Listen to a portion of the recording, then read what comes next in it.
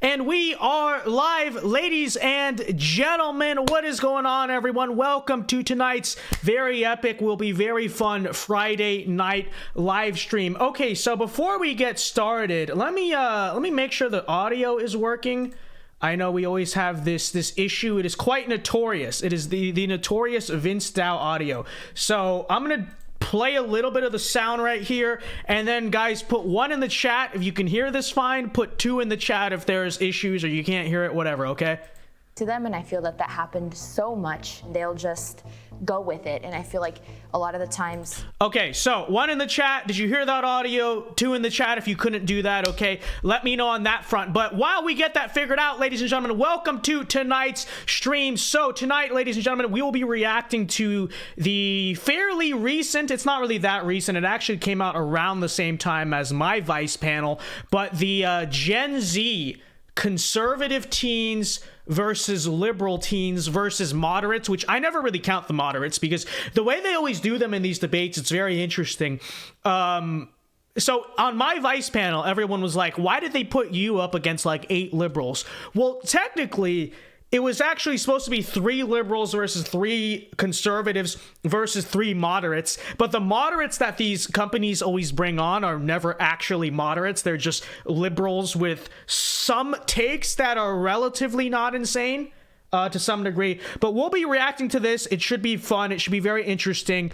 People are saying that the chat works, the sound works, and people putting 3 in chat.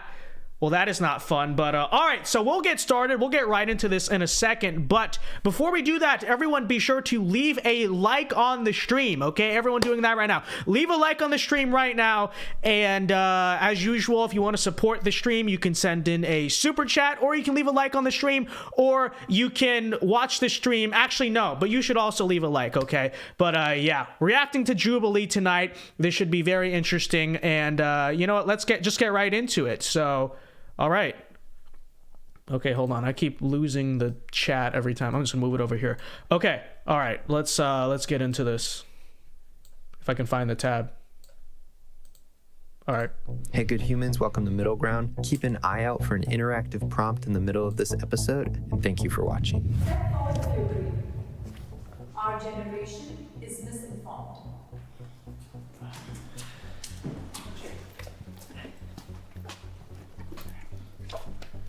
I do feel our Okay, so right off the gate, they're asking the question.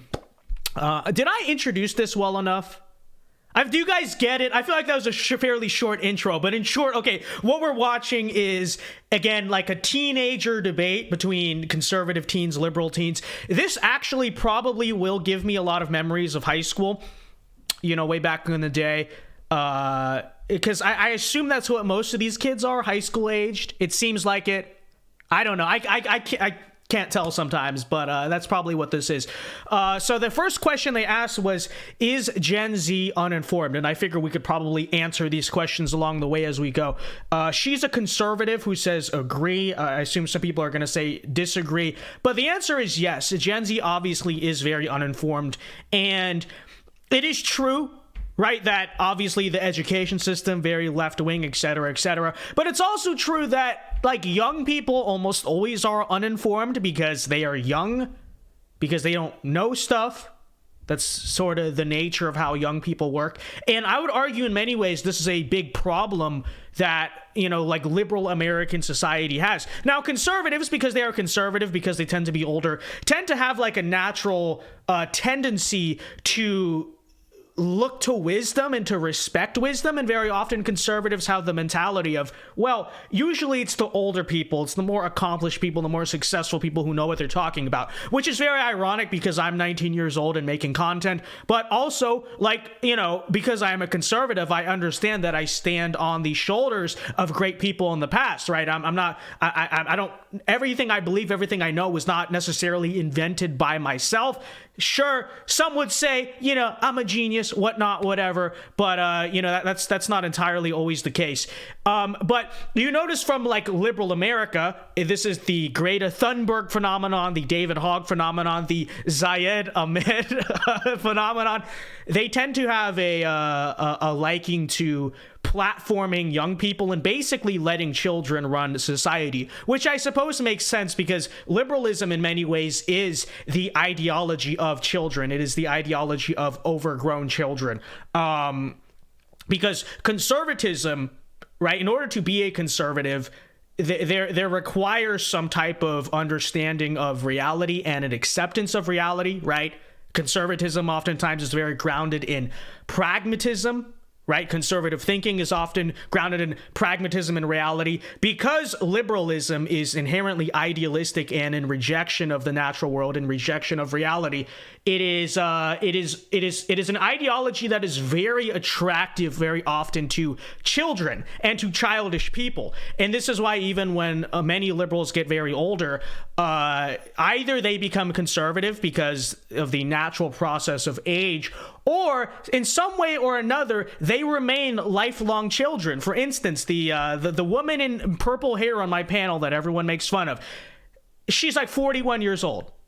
And she has the personality of like a 15-year-old, okay? Like that's either what they do. Or, you know, a lot of them, you look at the jobs, not all liberals, but that many liberals tend to work, public jobs, right? A lot of them are teachers and stuff like that. And no shade at people who have those jobs, okay? I'm not attacking that, but I am kind of pointing out it's very interesting that liberals tend to choose those jobs, specifically the jobs where like you're very hard to fire, you always have a pension, you're basically taken care of, there's no really like entrepreneurship or whatever to what you do. Again, no insult to people who have those jobs inherently, but it's just very interesting how those tend to be career paths that attract liberals. Isn't that quite interesting? But all right, let's see what some of these kids say here, okay? Let's see. Generation is heavily misinformed sometimes because of social media. A lot of the times we have 54 likes on the stream. Get to 100 likes. Come on. Let's do it. Just see movements as sort of a trend without looking into them, and I feel that happened so much. They'll just go with it, and I feel like a lot of the times it makes it very easy for us to kind of just be tailed by the government, and I feel that we need to do a lot better job at looking into things and really reading into things and starting to take facts over feelings. Yeah. So she's not wrong. The issue I have with all of this, like the whole situation we're in, is that, like I said earlier, you know, for every like one of you, for every one of me, there's 100 just normal kids our age who are always going to be stupid. Okay, kids are stupid. That's just the truth. There's nothing wrong with it. That's the point of being a kid. That's the point of learning. Now, there is a problem in our society where kids are remaining stupid for longer because, like I said earlier, society prolongs adolescence. But really, the issue I again have is that we basically are letting the children run the show. Okay, and I would say in many ways this is a strong case for why the voting age should be raised, right? Because kids are stupid. And so you can look at it and say, well, kids are falling into trends, and BLM is like a social trend and whatnot, and like all that stuff is 100% true. The issue is that I feel like youth will always fall into that trap one way or another. Now, ideally, if we control the cultural institutions, that could actually be very favorable to us because we could be the ones who got the kids on all the trends and then use that to our own advantage. But sadly, that is not the case. But I think that what we really ought to do, and maybe, like I said, maybe being like 19, almost 20 years old, it's self-defeating for me to say this, but I'm speaking on the grander scheme of society. What we really ought to do is stop telling kids who are so young that they really know what they're doing or know what they're talking about, because, you know, they're not.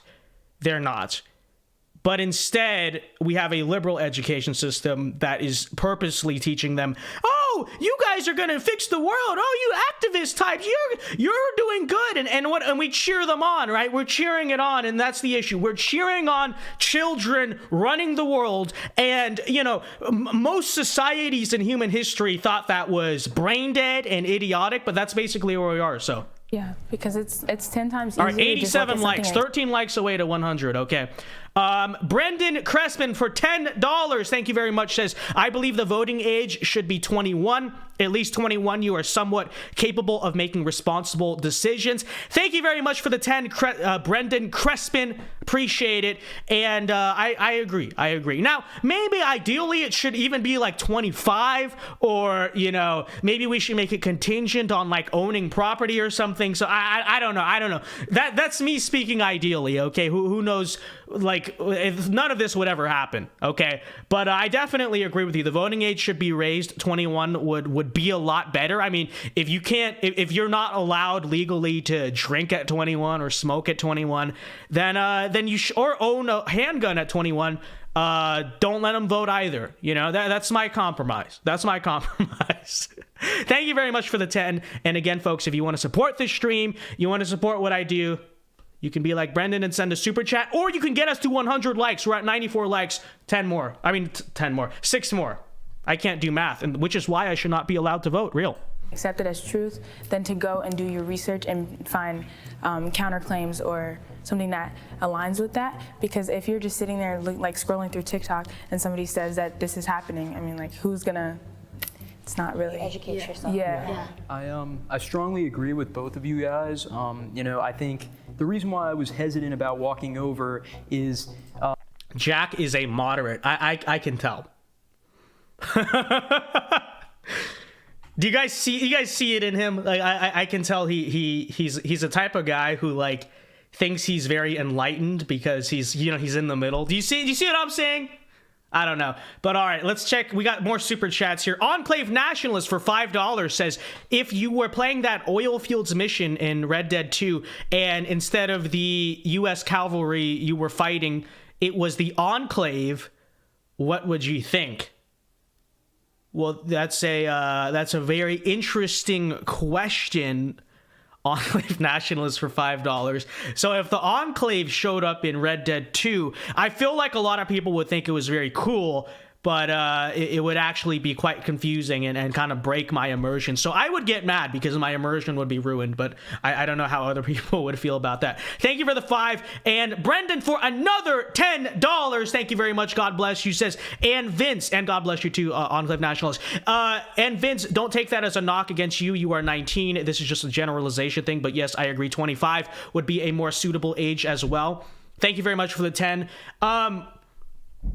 I would not care if I lost the right to vote if it meant that it was like better for everyone else. Like, truthfully, I don't feel, you know, they always say voting is like your sacred democratic right or duty or whatever. It's like, I don't know. It's just, to me, I really don't care whether or not I was able to vote. I care whether or not society is functional, because that, you know, I know people get this big ego trip from getting the I voted sticker. Okay, oh wow, I voted, I'm so cool. It feels kind of cool, like powerful to vote in the democratic process. I get it. Okay, I voted before, obviously, like I get it.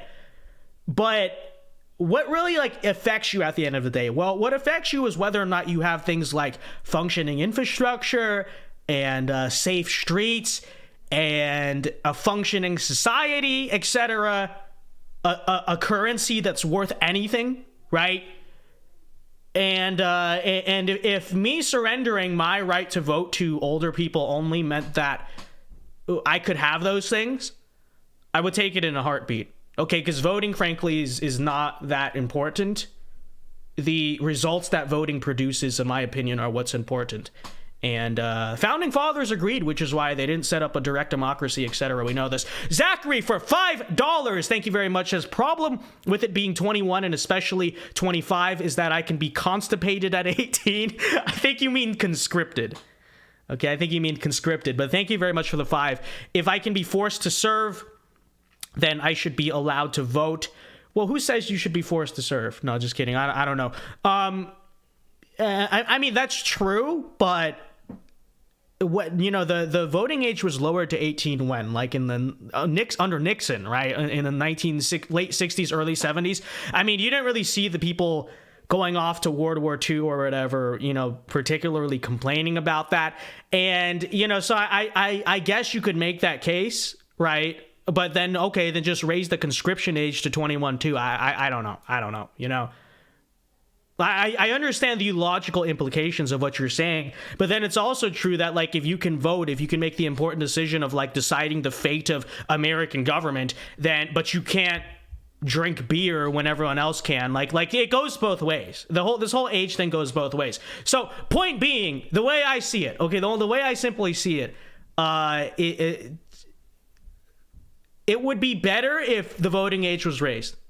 And yeah, I know you mean conscripted. I know what you meant, but I have the right to we reserve the right to laugh at the autocorrect, because that's quite funny. All right, thank you very much for the 5, Zachary. Appreciate it. Even though I agree that our generation is misinformed, that doesn't mean that older generations aren't also misinformed, especially, in the form of, for like Gen X and the baby boomers or whatever, cable news in particular. You have millions of Americans now who are tuning in every night to see Tucker Carlson spread misinformation. I don't want to pick on him in particular, but he's an example. Centrist, by the way, right? It always happens like this. Oh, I'm a centrist, but Tucker Carlson, crazy Nazi. All right, cool. What, are you gonna watch him spread misinformation? And they're showing the Paul Pelosi story. Interesting. I don't know what I can say about that on YouTube, but social media is just another example of what's been going on for generations and generations of people, just, with all due respect, being too lazy to do their own research and just believing what other people tell them. Yeah. You have to I agree, do your own research, but the way, like, this guy would define it is, like, do your own research, so therefore Google it and then click the first news source you see, which is what? NBC, usually, right? NBC, ABC, CNN, or something. I guarantee you that's what it means to this guy, honestly, but okay. So I completely agree with you guys, but I also wanted to add that as a generation, we don't have good examples of politicians and how they disagree and agree anymore. When my parents were younger, they used to watch the politicians in the Senate and the House have, like, great lively debates and come to a conclusion. Yeah, this girl is wearing a March for Our Lives shirt, so this is gonna be fun. I'm sure we're gonna have a lot of fun reacting to her. Which that's like 4 years old, but anyways. And you would see how they were speaking and how they bounced off each other's opinions. Gregory Dunn for $10. Let's go. Thank you very much, Gregory. Says, hey, love what you do. Keep it up. I want to support the young conservatives. Well, I appreciate it, Gregory Dunn. I appreciate it very much. Thank you for the 10. And not just the young conservatives, the independent conservatives, right? So thank you very much, Gregory. Appreciate it. Thank you for the 10. God bless you. And now that we don't have that example anymore, we're forced to get our information from social media, and a lot of the news channels these days are... Does that guy have a nose piercing? Hold on. Get our information from social media. Okay. To my future son. Hold on. To my future son, do not ever do this. Okay, do not. Oh wait, is my mouse showing up on the screen? I don't know if it is. Anyways, to my future son, don't ever do that. Okay, you come home with a nose piercing, you're not coming home. Okay, you're not coming home. And a lot of the news channels these days are heavily biased. Don't do that. And because of that, I feel like as a generation, we're heavily misinformed. My dad and I spoke to each other a lot about politics, and since I was a liberal at that time and he was a conservative, we would have a lot of debates. I would find myself growing and becoming more moderate just because the things he said. Funny story about Jubilee. I was supposed to go when I was in 10th grade. They invited me to do a debate about, like, transgenderism, and I grew up in LA, like I said, and their studios in LA, and I missed the email. Genius. That could have been my first break when you think about it. It probably wouldn't have been big as the Vice thing, because the Vice ones are actually, like, bigger, but yeah, I was invited to do this in 10th grade, like four years ago, something like that. Yeah. And you know, the genius 10th grade self that I was, I missed the email. I saw the email like 2 days after they filmed it. So good job. and things I listened to and the things I researched because of points that he made Max to me. Walker says Vince's son get tattoos. Don't encourage it, Max. Don't encourage it. Although, you know, I wouldn't be happy with my son getting tattoos. Don't get me wrong. I would actually prefer that to like piercing his face. Because at least like tattoos are like sort of manly in a way. Like I don't like them, but you know what I mean? Piercing your nose? Come on, man. What are you doing? I would find myself transitioning into more of a moderate. All right, can the disagree step forward? I disagreed because in 2022, truth is becoming. So this is Chandler Crump, for people wondering. Close friend of mine. We've done a lot of content together. And many are saying he's probably going to be based, but let's see. Becoming less and less objective and more subjective. And there will always be objective truth, but humanity will stray further and further from that, especially when a lie can be attached to an emotion. You see, we are thinking less and less critically and more emotionally as a whole. And so when you see something like, for instance, George Floyd, May of 2020, that just strikes your heart. First thing you want to do, go to Instagram and post a black square. Now, what is that doing? I don't quite know. But what it made you feel was like you did something to help that poor fellow who got a terrible thing that happened to him. When I was hearing this Based answer. True. question, I was thinking like, is the majority of like my generation, aka the people I know, misinformed? And I would definitely say yeah. I feel like the lack of information is like almost as bad as like receiving the wrong information. I want to touch up on something. That is a bad take. No, it is not. She said to not have information, right? To just be in the dark, to not really know what's going on, is worse or as bad as being misinformed. That's ridiculous. Because, I mean, just as one example, George Floyd, as they brought up earlier, right? Misinformation over that story caused several American cities to literally burn to the ground. Apathy or not knowing of the story would have caused people to do nothing else but go about their business as usual and just go to work and hang out and do whatever. That's like, so that's a horrendous take. But why does she say that? Well, the reason why she says that is because she kind of sees what happens most on social media, which they have right-wing misinformation. Actually, what I see most on social media is like left-wing misinformation, and not from like major left-wing sources necessarily, more so from like your World Star type of pages, right? And Gen Z people will see that from meme pages or whatever and go absolutely crazy. And but for her, you know, what is that usually doing? It's like Sean King spreading literally fake news about the newest police shooting, and it's like, whoa, if it works, right? You said, I think it is true that social media did change the way. All right, we got 134 likes. Let's get up to 150. All right, everyone leave a like on the stream for sure. Receive information. We hit 99K. Let's go. We are 1K away. All right, we're on the climb. All right, 100K. We're gonna do something. We're gonna throw a party somehow. I don't know how. We'll have a Zoom party. We'll have whatever. That is misinformation or the truth, but that doesn't make us misinformed because of that. Obviously, like, yes, you have social media, it's so much easier to get information, but I don't think because we have social media that automatically makes you misinformed. This debate is a waste of time too. I feel like that question is such semantics. Like, who even that? I know, which is funny because I've been like breaking it down, but honestly, like, who cares?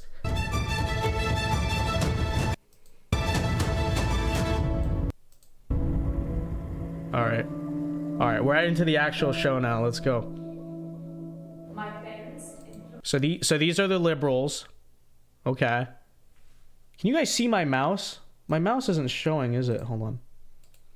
All right, whatever. Let's just try to narrate what's happening. So the ones on the left are the liberals. Oh, you can't see my mouse. Okay. The ones on the left are the liberals. The ones in the middle are the centrists, and these are the conservatives. Interesting.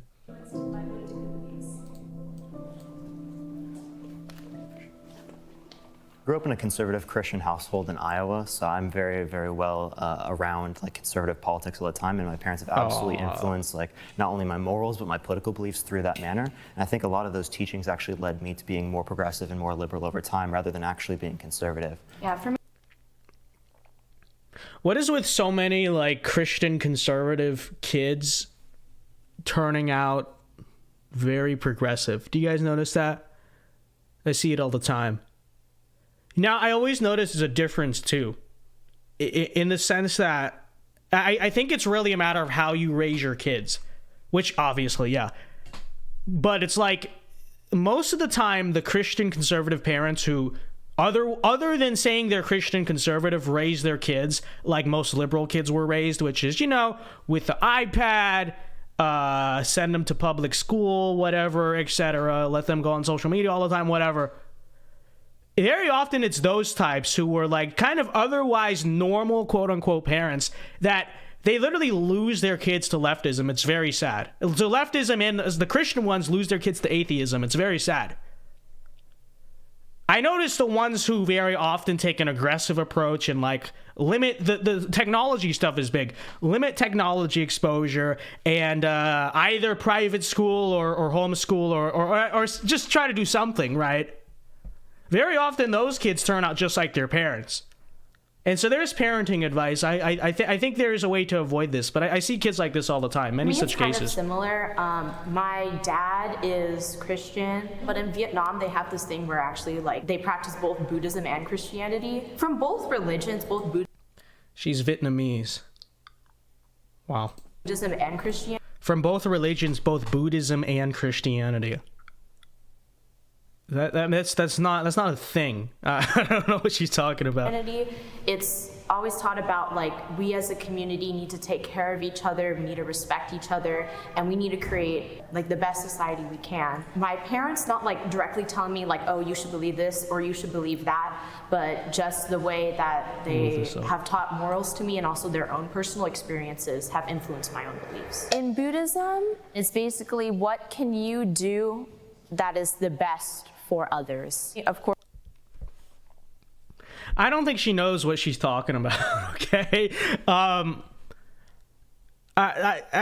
Is that really like the central teaching of Buddhism?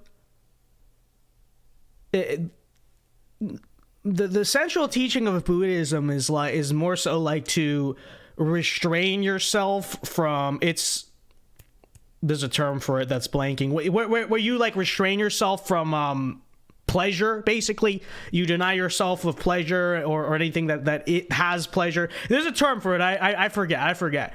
But she's just like making stuff up. I don't know what she's even talking about. Of course, not everyone agrees with. It's about ridding yourself from desire. Yes, correct.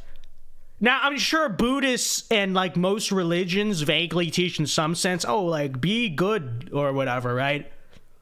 But that's not what Buddhism is about. And then what she was saying earlier, like the fusion of Buddhism and Christianity and Vietnamese culture. I mean, it is true. Like there's Vietnamese Catholics and there's Vietnamese Buddhists. Those are the two big splits. And then there's me, the ambiguous Vietnamese Protestant. But the fusion aspect, I don't know what she's talking about. Beliefs, but regardless of that, I still want them to have happiness in life. I'd say my parents gave me probably one of the most interesting childhoods out there. I was observant, so I watched my community, and when I saw how things had progressed in my community and then sort of just stopped, especially during the housing recession and crash in 2007 and 8, I had a deep question as to why aren't things getting better. They didn't teach me anything. They let me learn my own way, because if they had taught me something, I wouldn't have had the thirst to know more. I stepped forward because I believe without them, I could have had some other sort of beliefs, but I felt... Yeah, well, this is not an interesting question even. Who cares? Let's go to this part. But yeah, I mean, everyone's parents influence their beliefs. Sure. We're gonna spend a whole segment like debating that. Okay, fine, whatever. All right, so this question is moderates are the solution. Okay, now it gets a little more interesting, right? Because the next few questions are moderates are the solution. Neither Trump nor Biden are good presidents. Okay, yeah, like so now we're getting into the actual stuff. Okay, we're getting into the stuff. This country functions best when people from all different walks of life, all different political ideologies are able to come together for a greater cause. I believe that the two-party system is a trap. I believe that political parties as a concept are antithetical to democracy. Yeah, I completely Guys, chat. And let me be clear. I actually have not watched this thing yet. Okay, I skimmed it briefly. But was my original assessment of this kid not 100% accurate? What did I say? I said he's the centrist. He comes off the way I was like, this guy is totally going to be one of these kids who like thinks he's very, very enlightened and saying things that are very smart and substantive, but they're actually not, right? And so he says, oh, the two-party system is bad. And then he goes further to say political parties are antithetical to democracy, blah, blah, blah. It's like, you know, and I hear a lot of people say this on both sides, but here's really the thing. What's the alternative? What's the alternative? Okay, so first of all, forget the two-party system for a second. How would political parties not exist? Because political parties are essentially just collections of people who share similar politics. Okay? And when you're talking about elections, you're talking about stuff where you have to win the majority of voters or, you know, some type of majority, whatever. The most practical way people are going to do that is by building coalitions. That's all that a party is. It's a coalition of people. How could you have a democracy or a republic or whatever? Sorry. How could you have a republic or democracy or whatever where there are no political parties? Like, it doesn't actually make sense. Okay? And then you might say, oh, well, the two-party system. I don't like the two-party system. I mean, I understand a lot of people just don't like the political system. I get that. But even on that front, I would say, yeah, the two-party system kind of sucks, but like, what's the alternative? The alternative is what? To have a government like Canada? Or a lot of the European countries where they basically have these multi-party governments. Oh yeah, more freedom of choice. Well, not really, because what the multi-parties still do is like build coalitions against each other. Except the difference is what very often happens is you might have a country, for instance, that has more right-wingers than left-wingers, right? But because there are more right-wingers, there end up being like 3 right-wing parties and only 2 left-wing parties, or maybe even 1 left-wing party. And then what happens? What happens is the votes are divided against themselves. The right-wingers all split their vote, and the left-winger ascends into power, having not really actually gained like the support of the people. Right, that's what ends up happening in a multi-party system very often. Or on the flip side, people will say, "Oh well, you know, blah blah blah blah. I don't like the binary choice of the two parties." On the flip side, what very often happens is that people will just form coalition governments, right? And this is the other thing you get. So you'll have these different parties, but there's like some more left-leaning parties and more right-leaning parties. And so let's say the left-leaning parties have the majority in government. They'll just form a coalition to get things done. Almost like the Republican and Democratic parties already are, right? Because the Republican Party is not uniform. It's not like a mono party. There's different factions. You have the neocons. You have the Tea Party guys, you have MAGA, you have like the populist, the more nationalist types, and the Democrats have the progressives, and then the liberals, whatever. So you want a multi-party system where those all just split. Like what actually would be the difference? The only difference I see is that very often you get like these chaos scenarios where you know what, so like I said, they'll form these coalitions or get behind one candidate and use that because the other side is splitting their vote, and it's all just a bunch of nonsense. Like it's not actually an enlightened take to say, oh, I'm against political parties. You know how it's best defined is pseudo-intellectual. Okay, it's pseudo-intellectual, and this is not to say that political parties are necessarily like inherently good, right? Washington warned against political parties, but to pretend as if they're not inevitable or always inevitable to form in a system like ours is just, like I said, pseudo-intellectual. It is an opinion that presents itself as enlightened, that presents itself as smart, but it's actually in serious denial of reality, of human nature, and it actually doesn't make any sense. Okay, it actually doesn't make any sense. So I agree with you, and I also just want to add that I think both parties are there's no Republican or Democrat in the Constitution. Those words are not there. Those parties are not there. They emerge because that's a natural product of political division in a political system, you know? More radical than they used to be, and I think moderates are helping bridge that gap in between and kind of showing that, you know, you can agree with both parties, which can help, especially in, you know, Senate and House of Representatives, to come up with better policies and to come up with better laws that help our people instead of, you know, the bickering that we see among our politicians right now. Once again, a take that appears enlightened, but it's like I said, it's really not, you know? By the way, our politicians compromise all the time, okay? The fiscal budget since 2018 that has been passed by our government, guess what, is a compromise, because we've had a divided government. Are we going to look at that and say, wow, people are really getting represented by compromise? All the aid to Ukraine, guess what that is? Compromise. Both parties are voting on it. Wow, but it was bipartisan. What bipartisanship most often means is that, like, first of all, nobody's really happy because, like, there's natural division. But then secondly, whatever bipartisan compromise actually does come out of Washington sucks, and we're gonna celebrate that. Again, pseudo-intellectualism is at play here, okay? I just think the problem in America is that we don't have enough political parties. We only have two. That's the problem. It makes us so divided that we have to pick between the left or the right. Yeah, also I hate this notion that it's always like what's in the middle that's right. I think really we should be looking at whether it's right or not necessarily based upon the fact whether it's right or whether it's left or whether it's in the middle. It should be based upon the arguments. It should be based upon the rationalization. I love your... Rare Parker W. Rare W by the liberal. He actually gives the correct take, which is that it's like compromise and moderation is not inherently virtuous, right? If you compromise with someone who says they're gonna kill a bunch of babies, for instance, like that's not a net good, you know? If you compromise with a communist and you meet in the middle and you get communism light, that's still not good, right? And that assumes that, like, objective truth and objective morality doesn't exist. Right? Because if you believe that there is objective truth and objective morality, which there is, right? It's not subjective. Truth is objective. Then either you ought to advocate for the truth or you have to advocate for the truth, right? You ought to advocate for what is right.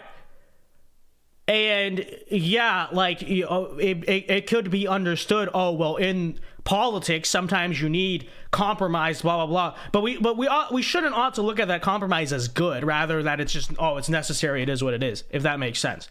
But like I said, it's a very look at his reaction, the centrist reaction. It's just a very pseudo intellectual take to say otherwise. Oh, well, I just wish we could both get along. And you know, it's so funny. Do you know how these kids would actually react if people, like, really got along, quote unquote? Okay? Because then that would mean we'd have to roll back. We'd have to put some restrictions on abortion. We'd have to meet on the middle on that one, right? And they'd be like, no.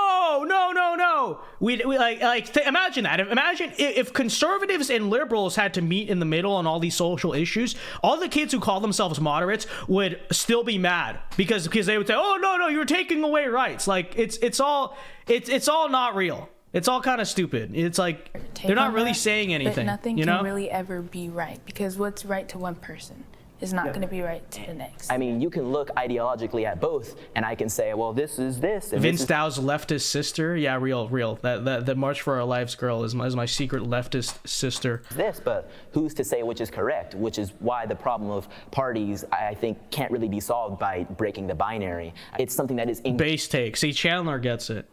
He gets it. This is the correct take. Ingrained into us as humans to be correct, right? To be team members, to be competitive, to be divided with each other. Yes, that is indeed the nature of human beings. Team members, to be competitive. Competition is what we are, even when it comes to representing ourselves, leading ourselves, and attempting to better ourselves. So having more teams isn't going to fix that. Well, why not? Correct. This is correct. Okay. Let's see what the enlightened centrist is about to say. Okay. All right, here comes the gotcha take from the enlightened centrist. Okay, so let's hear this. Well, why not just eliminate the political party, and then let's see. Just eliminate the political party just to achieve, you know, the ability of people to cooperate with each other, because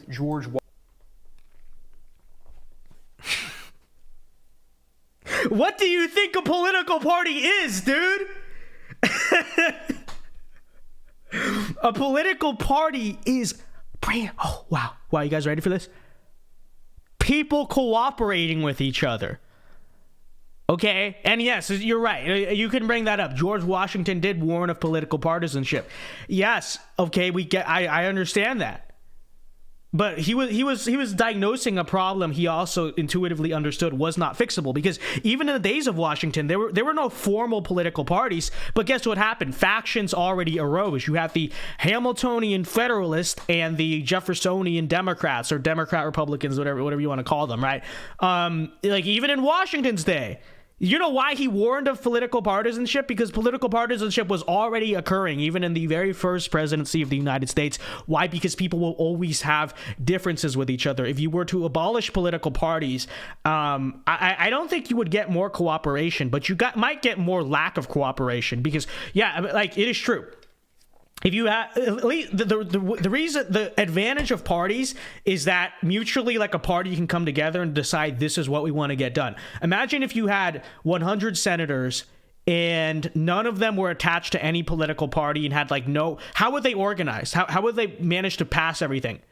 So hypothetically, what maybe would happen is if you have to have all 100 senators pass something and there's no common party consensus, you could just have it where, like, okay, let's pass a bill, but every single different senator throws the own thing they want to the bill. And the next thing you have, guess what? You have the omnibus bills that currently come out of our federal government that are just full of pork on steroids, because every single individual politician, instead of working as teams, every single individual politician steps in and throws in everything that they want. You would get to the point where either nothing ever gets passed out of the government, which maybe that's a little bit based, but nothing gets passed out of the government, or you would just have gigantic bills that spend like $50 trillion a minute, and we're just a big mess. We're just all a disaster. Washington warned of political partisanship in his we're at 186 likes, chat. Can we get to 200 likes? You can support the stream by leaving a like. We're sending a super chat. Address. He wasn't saying we 200 need likes. more Let's do parties. it. He was saying we need no parties, because these political parties force people to believe a certain way just so that they can fit in with their. No political parties is impossible whether you like it or not. Lol. Yeah, exactly. I mean, it's just like I said, he thinks with the things he is saying is very smart.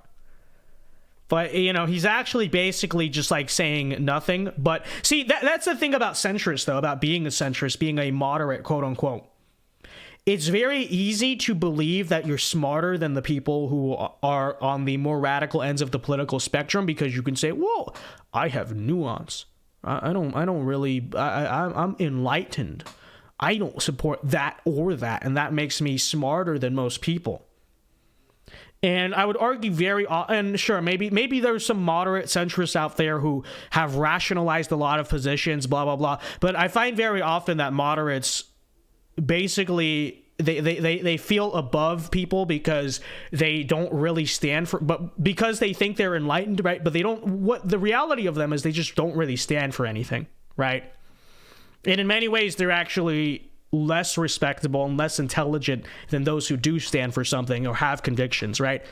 But people like this, they think that not having convictions is like a good thing, which I would argue is not a good thing. So your fellow party members. Well, Thanos snapping away the party system isn't going to get rid of ideological teamsmanship. We are always going to have these issues, and every person, whether they've got a D or an R next to their name, they're going to say, hey, are you pro or anti-abortion? Okay, get into this. Are you pro or anti-gun? Okay, get into this. You might see some of these groups slightly different, but in the scheme of things, we're still going to have these teams. Even if we have it split up into a million different parties like some of these parliaments in other countries do, what do those? Yeah, exactly. Common Chandler Crump W. Parties do when they need to get something done, they form blocks, they form coalitions. Exactly. Which is basically just reducing it back to the binary. We are still going to have these binary teams because that is just the way humans work. So you think politics should embrace the binary system? Well, but the whole point of what you were saying about how you should make decisions based on individual policy ideas, like are you pro-choice, are you pro-life, if parties are eliminated, people will actually be forced to do research on the politicians who believe in ideas that are closest to theirs. Really? They'll be forced to? Will they be forced to, or will they just do what they already do, which is just vote for like whatever? like just make stupid decisions? No. Hey, but then it's like, you know, there's how many people in America now? Like 323 million. You're not going to be able to represent everyone. There's going to have to be some type of consolidation of beliefs, which is what the Republican and Democrat parties are, right? So the reason the Republicans are the conservative party on issues is because, like, there exists a large enough flock of people in the country who generally believe in things like lower taxes, anti-abortion, social conservatism, and then there's a flip side for the Democrats. And yeah, I'm sure a lot of people who vote Republican and Democrat might share some beliefs of the other party. That's probably most people. But who cares?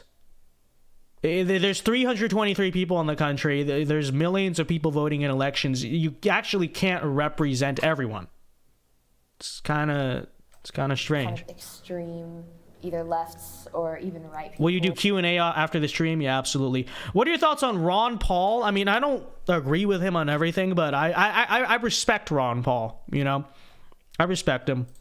You know, they kind of just slap a label on it, and I feel like moderates... Hi from Australia. Real shout out to our Australians. But why are you bringing this up when the stream is on American politics? Oh, wait. You were talking about something else. Oh, you're talking about the Trinity. Okay, never mind. I thought you were asking me. Because they don't necessarily agree with one side, so every problem that comes up, they have to go and do their own research about it to figure out what side they agree with or what opinion they have on it. So why did you not agree with Trump? I do think that sometimes having, you know, maybe different groups provide conversation, and if we were all the same thing, it's not necessarily, we're not going to have any progress. Neither Trump nor... Okay, now we're getting to the actual entertaining part. You know, the stuff before was just so dorky. Like, oh, my parents have influenced my... I guess that's interesting to people, but like, political parties. I go, dude, who cares? Who cares? Okay, this is what we came for. This is what we came to see. All right, here we go. You know what? Shout out to Vice for actually doing this better. They just right off the gate, hey, assimilation, let's talk about it. And we're just fighting. We're going to war. This is like, oh, duh. I don't think there should be political parties. Who cares? All right, here we go. Now it's interesting. My family benefited. All right, so here we go. This question was neither Trump nor Biden were good presidents. That's very interesting. So none of the liberals think that Biden is a good president. All three of the conservatives think that Biden is a good president. The centrists, whatever. The centrists, as usual, are going to stand there and say, well, I think that it all sucks. I don't really have solutions, but I just think everything is bad. I think everything current is bad. I don't agree with everything in the current. But that's very interesting. None of the liberals said that Biden is a good president. All right, let's listen to this. From a lot of President Trump's policies, but basically what I felt was that a president needs to be presidential. And for President Biden, I just think that personally he's too old to be president. I do think there needs to be a cutoff limit when someone can be president. Yeah, young people are heavily unrepresented. I don't think that that he's too old. I mean, yeah, he is old. He's quite old. But I think even when he was young, he was not mentally astute, right? I don't know if it's really an age thing with Biden. Is what I'll say. Represented within our country, the average age of an American is around 37. He's not left wing enough for them.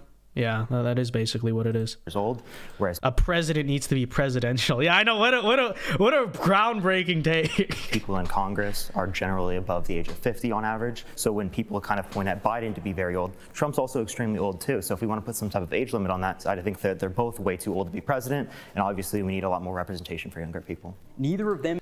See, true and not true. Like, yeah, ideally you don't want your presidents to all be like 80 and even maybe like past 75. Now, I think if they have the energy to do it, like I think Trump has the energy to do it, whatever. But I don't like to have Gen Z represented. So basically give the government over to a bunch of 20-year-olds and like 25-year-olds. I don't know about that. I think that like 50, 60 is like the magic number for like what you would want ideally from a politician. And you can have like younger ones, sure. But I don't really agree that the political system should be handed over to a bunch of like 20, 30-year-olds in general. Because hypothetically, if you were to lead important things in our country, you would want to have wisdom and life experience. And a lot of like career politicians, they're very old, yeah, but what did they do in their 20s and 30s? They were climbing the ranks, right? They're being state reps and all this stuff. I don't know if I would necessarily just hand power to like a 20-year-old. You know, there are some based younger politicians, don't get me wrong. It's just like, oh, the whole system should be younger people. Not necessarily. Seem to have been particularly popular even within their own parties, Trump to a lesser extent. Well, Trump was extremely popular amongst his party, whereas Biden has actually lost a lot of that popularity throughout time as people have seen him throughout his presidency. So true. Based and red-pilled liberal. I think there were a lot of things on both the Republican and Democratic side in which these particular figures led to like a larger amount of polarization amongst the public. Oh, wow, polarization. I don't like Trump because of a lot of the racist things that he has said. And if wow.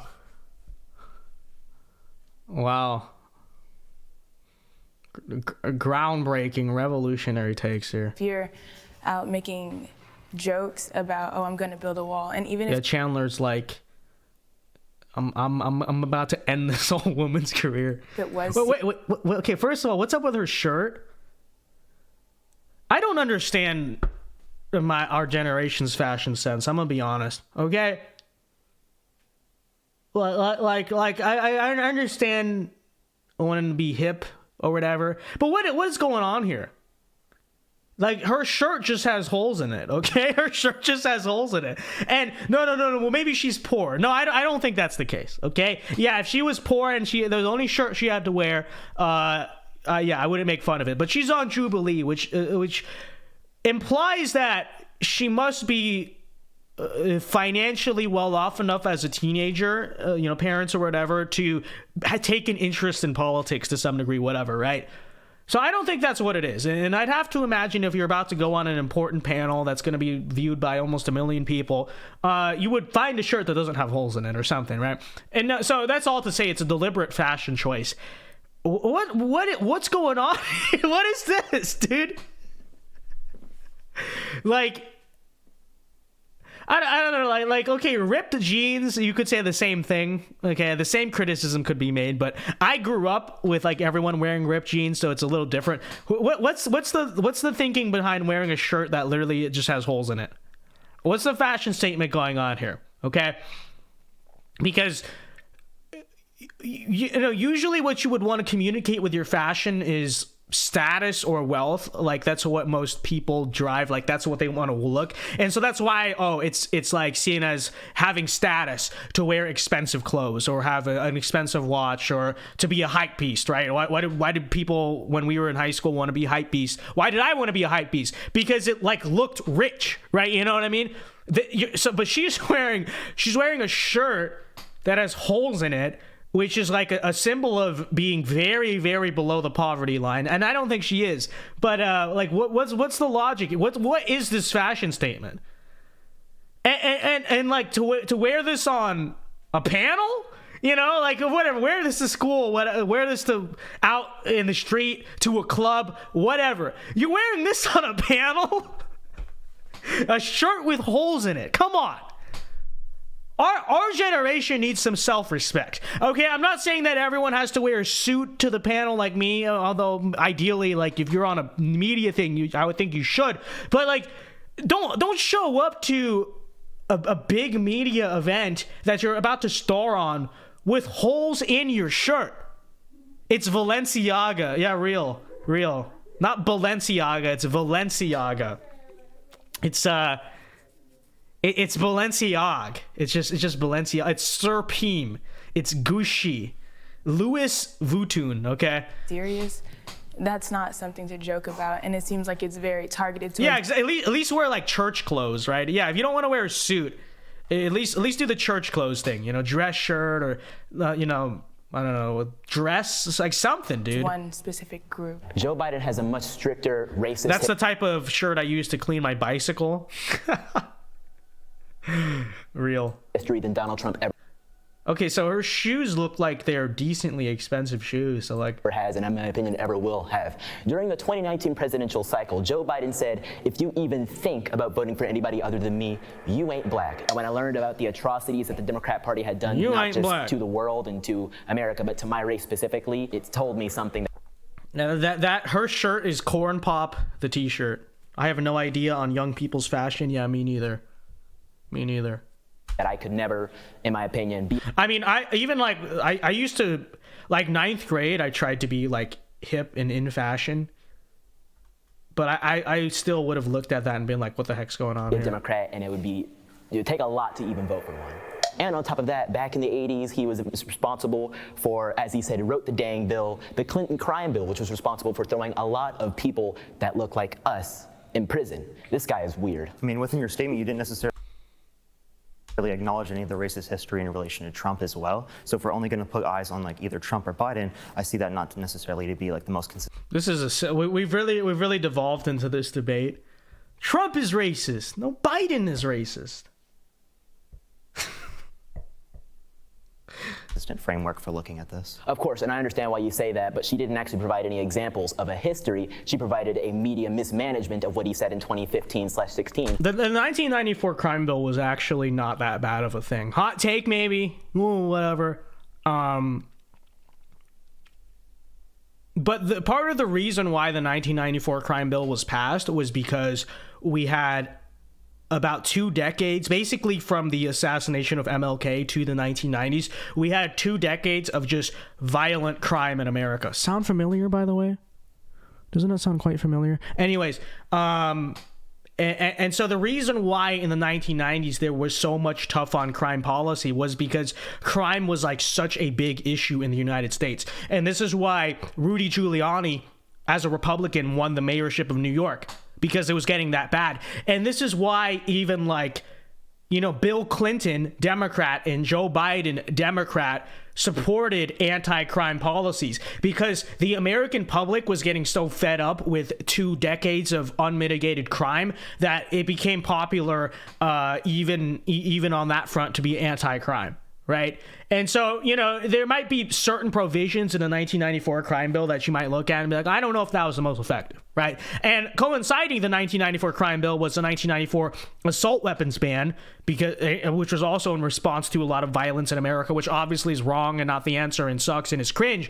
But to say that, like, this, I don't like this talking point from conservatives, okay? Obviously, Chandler is my friend, but I don't like this talking point from conservatives because it basically suggests that the intent behind the 1994 crime bill, which a lot of Republicans also voted for, by the way, was some type of racist slight against white people and not a very common sense, rational response to like 2 to 3 decades of like violent crime in America. Okay. And the issue with looking back on the 94 crime bill is so bad. One of the big issues is like, I think if Republicans win in 2024, we need a 2025 crime bill. Okay. Absolutely. Right. Look at the state of America. You mean to tell me America doesn't need another crime bill? America could probably use a crime bill right now. But by telling ourselves, oh, the 94 crime bill, Joe Biden racist, all this stuff, it actually takes away from a very important discussion, which is the fact that we need more policies that are tough on crime. I'm not saying you need to replicate every aspect of the 94 crime bill, like whatever, I don't know. But to say that like the reason people did the 94 crime bill was bad, it's not a talking point that I'm particularly fond of, and I know a lot of conservatives use it, right? But I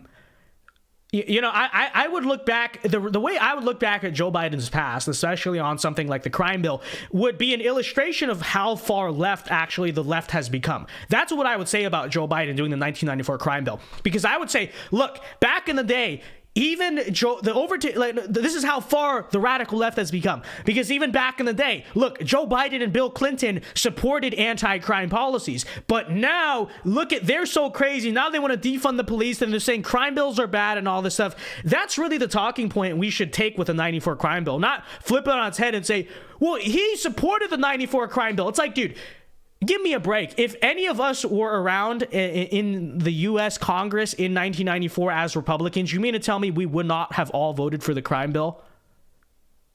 I don't know if that's the case, buddy. I'm just saying, if you were there, if you had the same, you saw all that had happened, I think you probably would have voted for the crime bill. You probably would have been popular with your constituents for doing so. Talking about immigration, but every time Trump tries to talk about this, they call him a racist and a xenophobe. I come from a family that is of immigrants. My grandparents don't speak English, and they are from Mexico. And a lot of the time, people were bashing Trump for that being a racist thing. He's trying to keep them out, but he's only trying to keep the criminal individuals, such as drug lords or people sending drugs. John Willard's. We got John Willard back in the chat. I was thinking about this before the stream. So I have subscribers. I'm pretty sure John Willard keeps getting banned from the chat, and then he comes. Okay, well, let's see. So he makes new accounts, all named John Willard. But I have subscribers only mode in my chat. So he subscribes to the channel. He makes a new channel to subscribe to me to troll the chat. I think he's secretly our guy. I think he's secretly working in our favor. Okay. Drugs to our country. At the same time, is this live or pre-recorded? Well, the debate is pre-recorded. We are live right now. I am live. No, it's sort of. Vince, you should do a stream with John Willard. I don't think John Willard is a real person. San Francisco is full of homeless needles and people dropping their pants and crapping on street corners. I was there 6 months ago. I saw. So true. Conservatives need to hold their ground and chastise the left for polarizing rather than trying to come together. I agree. She's kind of cute. Hey, I don't know how old she is. All right, watch it. All right, you might be setting up yourself up for a case on that one. You better watch yourself a little bit. Tell Ron Smith says Vice panel, you were awesome, Vince. Brown guy in green shirt was immature, as was most of the panel. Vince was mature and articulate. Thank you very much, Telron Smith. Cool car in the profile picture, by the way. Okay. Ingenuous to say that Let me see, how many likes are we at right now? 233. Can we get to 250 likes? And as usual, if you want to support the stream, you can leave a like or send in a super chat. It's all appreciated. Thank you. Immigration policies are just keeping the bad people out, because at the same time, it's almost impossible. Hold on, I wasn't paying attention. I'm gonna rewind a second. The criminal individuals, such as trying to go. Okay. Immigrants. My grandparents don't speak English, and they are from Mexico. And a lot of the time, people were bashing Trump for that being a racist thing. He's trying to keep them out, but he's only trying to keep. All right, whoever was simping for her, I think you got to chill. I don't think she's 18 years old. Okay, calm down. You didn't know, okay? But I'm just saying. Chill out. Criminal individuals, such as drug lords or people sending drugs to our country. At the same time, though, it's sort of like disingenuous to say that the immigration policies are just keeping the bad people out, because at the same time, it's almost impossible for most people to emigrate to the United States legally. Who cares? So he's saying like, oh, well, it's not just keeping bad people out, it's also keeping good people out. Okay, who cares? It's not the obligation of the United States to let in every single person around the world who is allegedly a good person. That's not how countries work. That's not how borders work. Frankly, this country has no moral obligation to let in anyone, right? It's our country. It's the country belonging, the society belonging to the people who live there. It's the totally autonomous and 100% sovereign decision of the people of a society to decide if they want to let in immigrants. It's not. There's no moral obligation that someone born in Mexico or China or Vietnam or whatever has to immigrate to the United States. Now, if the United States chooses to set up a system, blah, blah, blah, which I, by the way, think should be highly reformed and actually more restrictive, but whatever. If the United States decides it wants to set up a system, okay, fine. But there is no moral obligation for random Mr. Joe living in whatever country to come to the United States. It's not real. But anyways, we got £5. Is that pounds or am I stupid? But anyways, for £5. Thank you, mate. Thank you, chap. Says the anti-crime movements from the late 60s till the early 90s were all championed by black inner city legislators and community leaders. Thank you very much for the £5. I don't know the particular history on that, but that is an interesting point that you bring up, because the reason, if so, they would have championed those policies was because drugs, crack cocaine specifically, was destroying black neighborhoods. Gang violence was destroying a lot of black neighborhoods.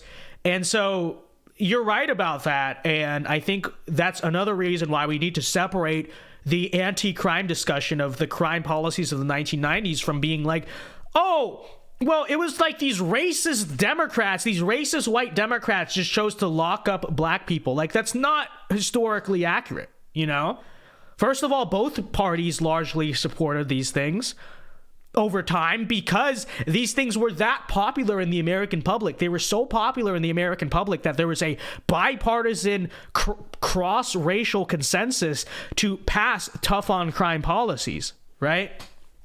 And so, this is true. But thank you very much for the £5. All right, getting back to what I was saying. Yeah, there's no if someone knocks on your door, you have no obligation to let them in, especially if they don't live there and they're not like your child or whatever. You don't have an moral obligation to let in someone who knocks on your door simply because they're a good person. Oh, what if they're a good person? Okay, but it's my house. I didn't invite you into my house. Okay, that's great. You're a good person. Great. There's no obligation to let people immigrate into the United States because they're good people, right? And so when you say, oh, the legal immigration system is too difficult. Clearly not if like there's so many millions of legal immigrants every year. But oh, it's too difficult. It's like, what moral obligation do we have to make the immigration system easy? Why? Because that implies that, like I said, it's like your natural born right as a global citizen to immigrate to the United States. That's just a ridiculous idea. No, you don't have a right to just immigrate to the United States by virtue of being born on Earth, okay? And on that front, what other country besides the United States and maybe like Canada, because they're Canada, what other country expects this or like lives society with this expectation? Do Japanese people believe that any person from anywhere around the world has a moral obligation to immigrate to the United States, to Japan and become Japanese and everyone has the right to do that? Do people in Ghana believe that? Do people in Brazil believe that? Like, nowhere in the world, other than the United States and maybe some like U.S. adjacent Western countries, does anyone subscribe to an idea as ridiculous as saying that global citizens are, because they, on virtue of being good people, are just allowed by birthright to immigrate to the United States? Okay. So once again, another pseudo-intellectual, nonsensical take from this guy. So, Billionaires can solve problems Okay, this question was billionaires can solve problems better than the government.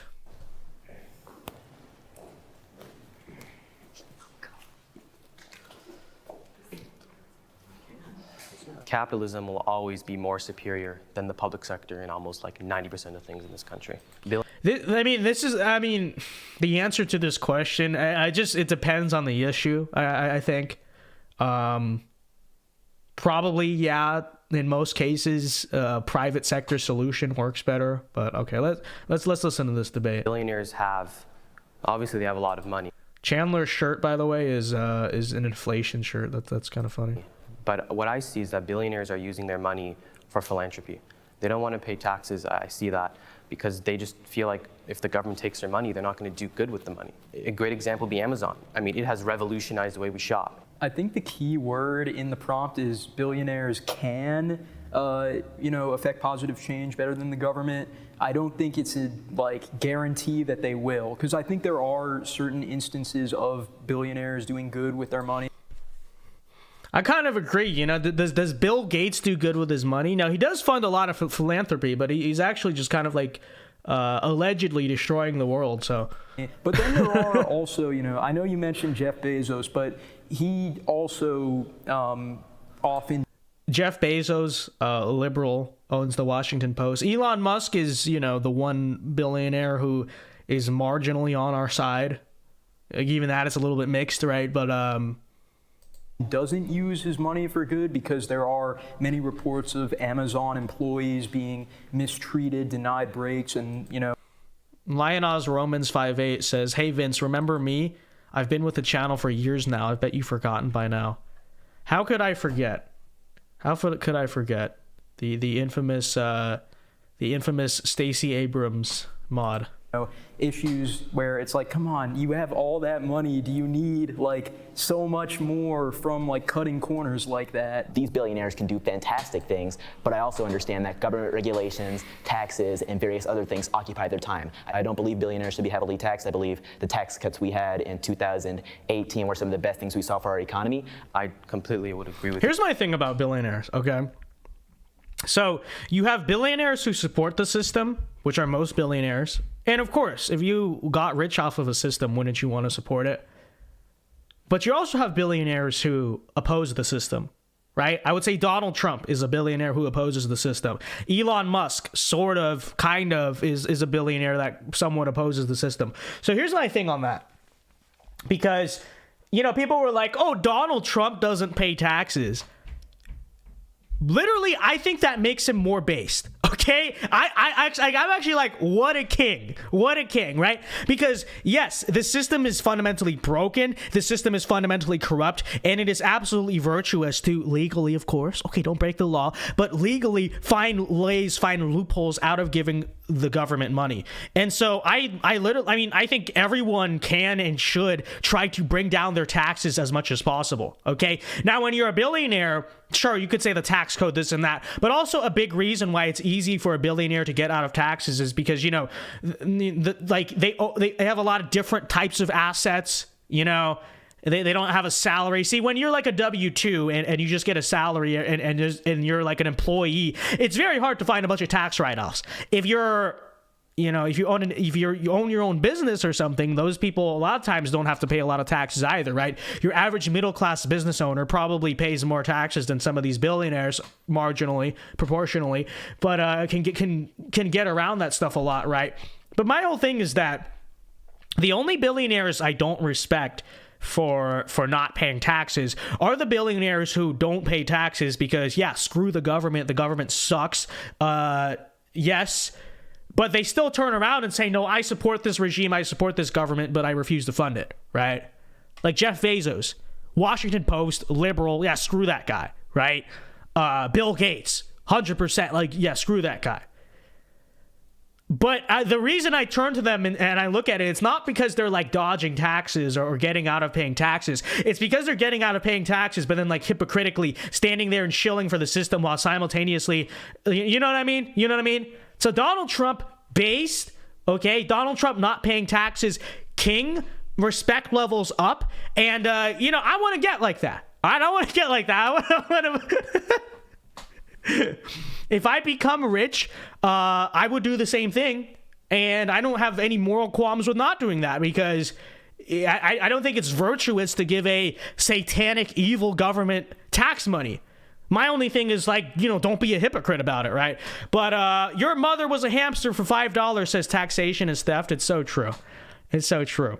Very overused slogan, but you know, your boy. This is the first year I've had to file a 1099.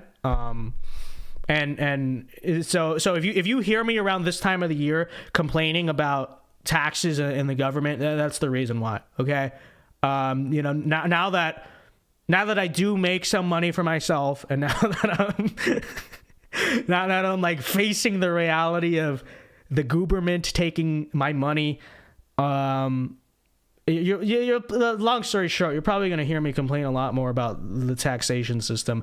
And like, see, when I was in high school, I was always like, and I was conservative. I made conservative content, but I was like, why are people so obsessed with like tax cuts? Which I would still say that, like, yes, you can't just campaign on taxes and economic issues. I still believe that. Cultural issues are what really drive people to the polls. But, you know, the older I get, I think I kind of understand the fiscal conservatives.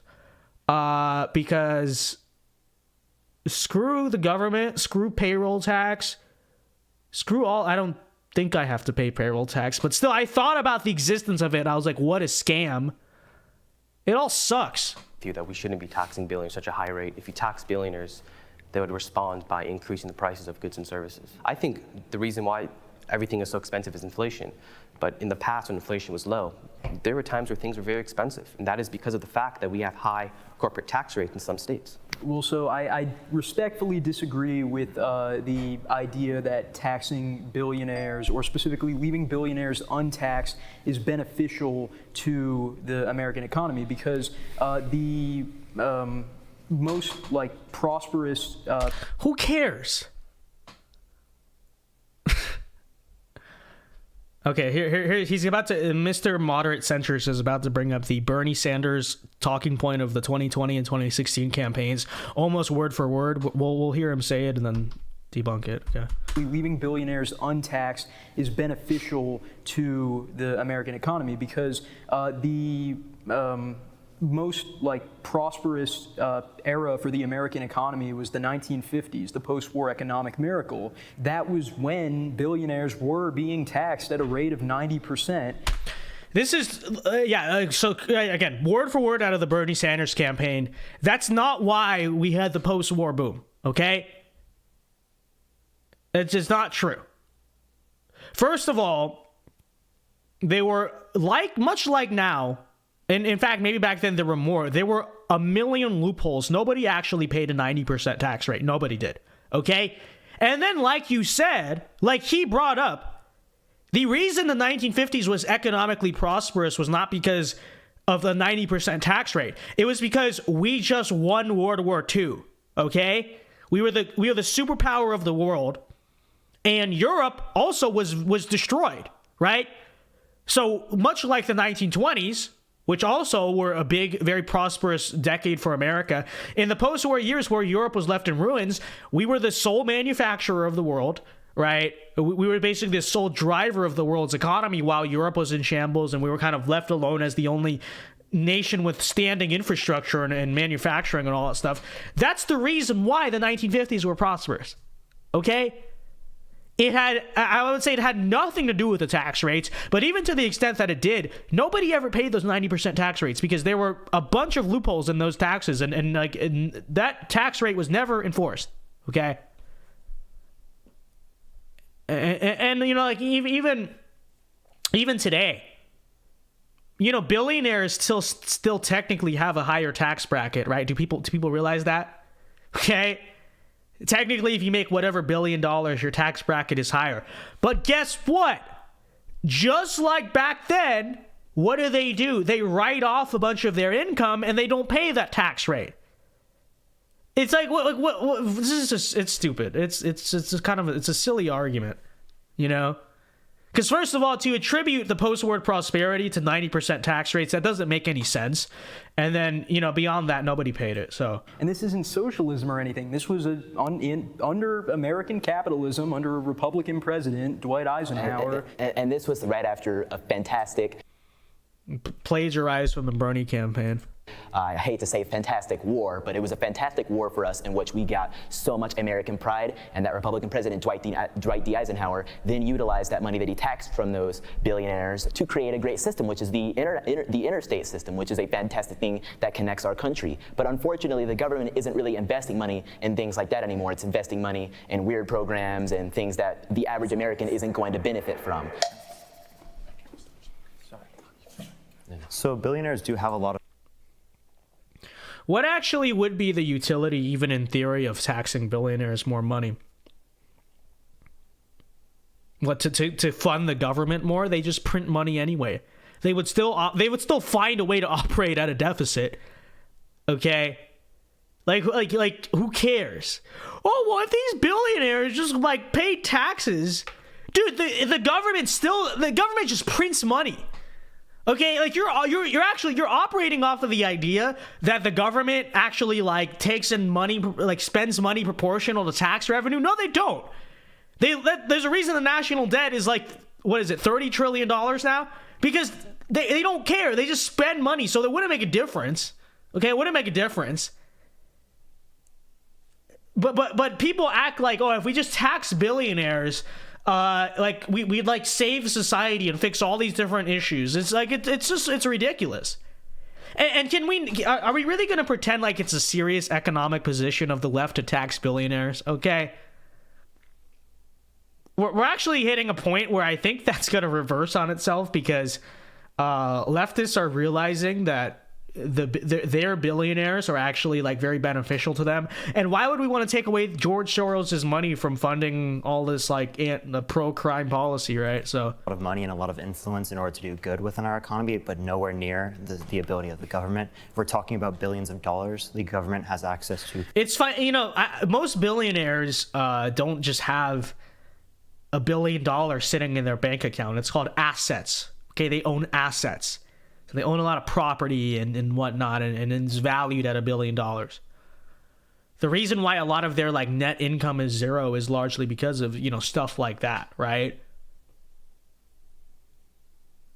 So I mean, you could say, oh, we're going to tax income or whatever, but like you actually wouldn't get the money you think you're going to get, because most of their money is assets. So what are you going to do, tax their assets? Well, I guess you kind of already do, but tax them more? I don't know. But that's the thing, is they don't know. Like they don't actually know what they're saying or even how that works. Trillions of dollars on a federal scale, like yearly speaking. Yeah, in some circumstances like Mark Cuban, they absolutely can do those things. It doesn't anywhere near compare to the level of access of healthcare that they do have in these other countries. And it doesn't compare to the damage that will happen to the average American when the government decides to pull trillions of dollars out of nowhere, because we have to remind ourselves the government makes nothing. The government takes from every single citizen standing in this room that pays taxes each and every day, including state governments and federal governments. They start throwing trillions at random things like, I don't know, healthcare for everybody, which can work for a country that's the size of maybe South Carolina, but will not work for the size of our country. Yeah, I would say that's because our government actually like mismanages the money comparative to other nations. We spend. Okay, so let's go back. So the Parker kid or whatever. So he talked about health. They're talking about healthcare right now within our economy, but nowhere near the ability of the government. If we're talking about billions of dollars, the government has access to trillions of dollars. They don't actually have access to trillions of dollars. They just print money, but I guess technically yes. Semantically, that is technically true. On a federal scale, like yearly speaking, yeah, in some circumstances like Mark Cuban, they absolutely can do those things. It doesn't anywhere near compare to the level of access of healthcare that they do have in these other countries. And the level of access of healthcare. Okay, so then they're gonna have this debate. Oh wait, we got a super chat. $1 for $10 says we need to. That's not $1 for $1. That's $5 for $5. But thank you very much for the $10. God bless you. Says we need to stop talking about tax rates as much. The left likes to talk about it because it's appealing, and when we disagree with it, they use it to virtue signal and say we shill for billionaires. Well, I agree, but like, who brought it up? I'm pretty sure the leftists brought it up on the panel. But it is true. It is true, dollar for dollar, that I don't think it's the tax issues that really win elections for Republicans. I will say on the flip side, though, that, you know, I think the way to turn back on that is like, no, you just want to raise taxes on regular people. That's typically the response. It doesn't compare to the damage that thank you very much for the $10 when the government decides to pull trillions of dollars out of nowhere. True. Because we have to remind ourselves the government makes nothing. The government takes from every single citizen standing in this room that pays taxes. And then just still prints more money out of the air. Each and every day, including state governments and federal governments, they start throwing trillions at random things like, I don't know, healthcare for everybody, which can work for a country that's the size of maybe South Carolina, but will not work for the size of our country. Yeah, I would say that's because our government actually like mismanages the money comparative to other nations. We spend a lot in terms of our per capita. I wonder why that is. On healthcare, like more than other countries, yet they actually have better health outcomes and they cover more people. So I do. Okay. Let's go in on this. They have better health outcomes. No. So in terms of surgery, like let me just ask you this question anecdotally, because let's be honest, it's your health. Of course, it's anecdotal. If you needed to have a hip replacement or heart surgery, you could do it in any country in the world. What country would you want to do it in? It's the United States, right? The United States has like the best surgery and actually has, one of the highest qualities of healthcare that there is. There's a reason why people come from other countries to do surgeries in the United States. Okay. Now, better health outcomes. What is that in reference to? It's in reference to the fact that Americans have the most health problems and a shorter life expectancy than we should for a first world quote unquote nation. The reason that is not because of our healthcare system. The reason that is because our food and other things are literally poisonous, okay? It's poisonous. You wonder why Americans are so obese and have so many health problems and heart disease and all this stuff? Yes, part of it is because we just have an unhealthy lifestyle. Fine, true. But a big part of that is because our food is literally toxic in this country. It's toxic, okay? A lot of the common chemicals and common preservatives that are in almost every single food in this country are literally banned in a lot of those European countries in question for being toxic, okay? And then we cook everything in canola oil and sunflower oil, right? Seed oils, and say that's healthy when those are literally designed for jet fuel and are incredibly terrible for you. They're horrible for your body, okay? Yeah, so you literally have like cancer and diabetes and just plastic and everything in the food. We have this. Oh, the FDA. We have no regulations on like literally being fed poison all the time. You want to talk about like what's it called? Celiac disease, right? Why are so many people gluten-free or gluten intolerant? It's not because they're actually gluten intolerant. It's because the wheat in the United States is literally poisonous, okay? They could go to Italy, they could go to any other country and eat wheat and eat gluten 100% fine, but everything in this country that we eat is killing us. Just for YouTube purposes, none of this is health advice, okay? But everything in this country is killing us. That's why we have shorter life expectancies and more health problems and all that stuff. It's the food. And I don't know, maybe some of it's big pharma or whatever too, the pharmaceuticals or whatever. Not going to get into that. But I would say primary reason, honestly, is the food. Okay? Yeah, when we put a bunch of poison in our food system and deem it normal, and that's what everyone eats. Everyone eats. Of course, you're going to have a country where people are all dying and have all these health problems. And then like they blame the healthcare system. It's not the healthcare system. The healthcare system, sure, is expensive, but it's actually pretty good.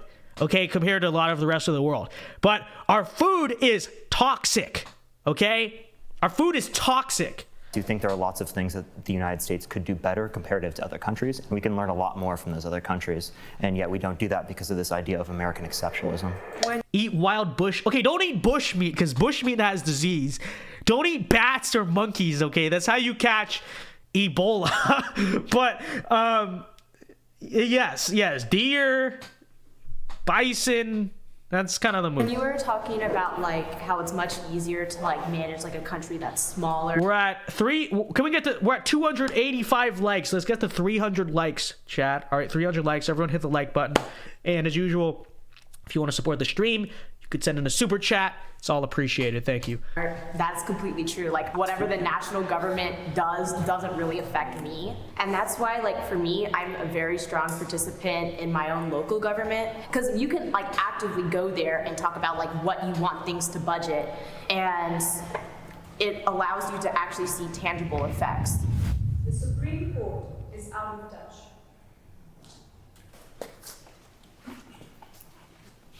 The Supreme Court is full of older people, which is why I just feel like if we were to bring some newer, fresher justices in there, if we were to they have would understand what we're seeing more. Because as an older if only we had justices with holes in their justice robes. person, yeah, you can do your research, but you won't experience things the way that we're experiencing them at this moment. Yeah, I agree. And also, the original intention of the Supreme Court was to be a nonpartisan, strictly legal governing body. Anything is contingent now on how many people on the Supreme Court have R's next to their names and how many people. Yeah. The divide of the political system. Wow. Have D's next to their names. Very insightful. I don't think the Supreme Court makes decisions based off what society wants. They make decisions based off what the law says. The Supreme Court is a non-political branch. I so disagree with that. The executive branches and legislative branches weren't really necessarily created to be political either. They were created to create laws so that we could live moral and just lives. The Supreme Court. John Doyle made it. Wait, John Doyle made a new video? Oh yeah, he did. Yeah. Let's go. Only 1 month after the Women's March, John Doyle has uploaded. We're so back. And the judicial branch as a whole is something that was created to be nonpartisan, but unfortunately that's not realistic in 2022 anymore. And that's it is what it is. why I don't say they're out of touch, because we're all out of touch. And if everybody's out of touch, then we're all in touch, right? Well, not necessarily. Based. We just need all of us out of touch. If you look at the foundation of this country, there were political parties within the executive branch and the legislative branch. There were no political parties in the Supreme Court, never. Yeah, so like in terms of the founding fathers, they were heavily against political parties. I think the process outside of the Supreme Court of how we determine Supreme Court judges is like the messed up process, not necessarily the Supreme Court. I bet you he's gonna say we should elect, the people should elect the Supreme Court justice. How much you wanna bet, chat? How much you wanna bet? Of itself. I just think that we should never politicize the Supreme Court. Really the best thing we can do in this situation is try to make general public a lot more a part of the process and determine. What did I say? We should elect our Supreme Court justices. Whether or not these justices should be in that place. Because that's going to go great. Let's just go fantastic. Based upon not only their merit, but also like the things they're advocating for. But rather than it being based upon like specifically the political parties, we need a multi-party democracy so that multiple different sides are looked at different times and say. The Supreme Court's already politicized enough. Can you imagine if you were like you had to elect people to the Supreme Court? That's literally so dangerous. Like those people are able to decide what the Constitution means, right? Like I want to pick a libertarian, or I want to pick a Democrat, dumb. or a socialist, or a liberal, right? There are lots of different options that we should have in order to have more of a competitive political marketplace. But wouldn't it make it more political for the people to choose their judges? Yes, absolutely. I'm pretty sure we do vote in the people that pick the Supreme Court justice. You vote for the president? We vote for the president, but and those are for other the topics senator in that particular, also not necessarily like jurisprudential or like law in particular. I'm hopeful about my future in this country.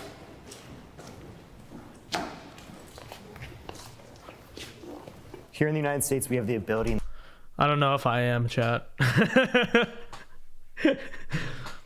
I'm trying my best. But we'll see. It's all in God's plan. And the opportunity to be the best nation in the world and live up to all the ideals that we grew up with and thought that we had. Look at all of us. We're willing to have a conversation, whereas years ago, we might not have sat down. We might have hated each other for having different types of beliefs. So I really think that shows the type of growth potential that the United States has in particular. I personally think I have a great future in this country, especially being a woman, because I can sit here and wear what I want, say what I want, and have just as many rights and equal facilities as you do. Yeah, it's so true, dude. Even that one other girl can wear holes in her shirt. Always white pilled. You can wear holes in your shirt. In other countries, that's not awarded to all women or even all people. And I feel that our country gives us some of the most privilege in the world. So for me, The privilege to wear a yellow shirt with holes in it. So true. right now, I live a great life. I have a Many are saying you're about to reach 100K. house, I have a cat, I have 2 dogs, and it's great. But I feel like things could always be better, you know? And I think that's what I like about this country is that we have a government where we can actively participate in and we can make the changes that we want to. I'm sorry, chat. You know, I honestly thought this would be a lot more entertaining, and I feel like it's not. It was actually incredibly disappointing. I probably should have watched it beforehand, in all honesty, but, you know, Chandler was on this. Some others had reacted to this. I figured this would be relatively spicy. This sucks. In fact, I'm debating just like stopping the debate and then just doing Q&A with chat. But let's hold out. Let's hold out like a little bit more hope. Let's see what some of these people say. Okay. I think that I am very scared for my future. Oh, well, maybe this will get it. Hold on. Hold your horses. Hold your horses. The guy with a nose piercing says he's scared for his future. All right. I grew up 2 hours away from a Ku Klux Klan headquarters, if that tells you anything about where I grew up. There's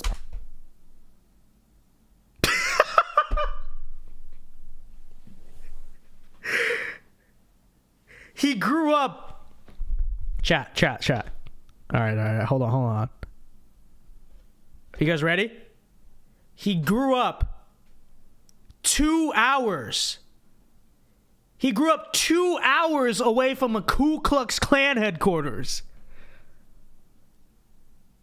Wow, what a rough childhood. 2 hours away. That's like on the interstate. That's like probably about 120 miles, 130 miles away. 2 hours away. Dude, if you live anywhere in the South, and even some places outside of the South, if you live in like Southern California, you're 2 hours away from like Palmdale, which I think used to be like a headquarters for the KKK and stuff. Wow, dude, you live 2 hours. Not next door, not in the same neighborhood, not even in the same town, not even in the same city.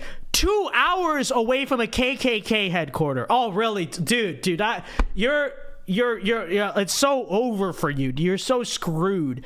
Really, dude? 2 hours, 100 miles ish. Yeah, okay, fine. From a KKK headquarters. Oh wow. I'm sure you had a terrible childhood. If you live in Atlanta, you probably live 2 hours away from a KKK headquarters. Are we gonna say that Atlanta is exactly a far right radical white supremacist place? Give me a break. 2 hours. I'm probably 2 hours away from a former K. And first of all, the KKK doesn't really exist anymore. It's mostly like, it's basically just like a federal honeypot now. But whatever. Like, I'm in like north-ish Florida, and I'm probably 2 hours. It's not. Everyone in the South can probably say they're more or less 2 hours away from someone having a Klan meeting. Okay, it doesn't. That's like the dumbest thing I've ever heard. Probably 2 hours away. 2 hours away. That means if he's like from the rural, that's like several towns over. Like that's several counties over, dude. That's not even the same county. Oh my gosh. Oh my gosh. On my hands of people of color in my school. 2 hours There's a lot away. Of racial 2 hours away. Growing up, and it forced me to grow up a lot faster than I thought that I'd have to. He was afraid they're gonna lynch him. Yeah, they're gonna drive 2 hours. If you look up Harrison, Arkansas. It's known as one of the most racist cities in America. Okay, so he was 2 hours from Harrison, Arkansas, chat. Okay? 2 hours. That means he probably just lived in the state of Arkansas. I mean, how long does it take to drive across the state of Arkansas? Probably like 4 hours in total, right? And so if it's kind of like in the center-ish, 3 to 4 hours, you'd have to imagine, right? So if it's in the center, so it's so stupid, dude. If you live in the state of Arkansas, then you're probably most likely 2 hours somehow from Harrison, Arkansas. Okay? You act like you were even in the same county. That's half a drive from Los Angeles to Las Vegas. Yeah, exactly. And you can see, if you're on TikTok and you see, we visited the most racist city in America, that's going to be Harrison, Arkansas. My mother is white. And by the way, most of the time when they visit I've seen some of these TikToks. I saw like the Gideon video and stuff. Most of the time when they visit Harrison, Arkansas, it's actually like not. Like, oh, everyone's actually really nice, and it's just like a normal small town that some Klan guy happens to live at, and like they spread this reputation that it's the most racist city in America. You're not exactly proving a point, because even if you grew up in Harrison, Arkansas, looking at I've seen some videos. I know the reference there. You probably still didn't grow up around the Klan, okay? But even so, you grew up 2 hours from Harrison, Arkansas. Wow, dude.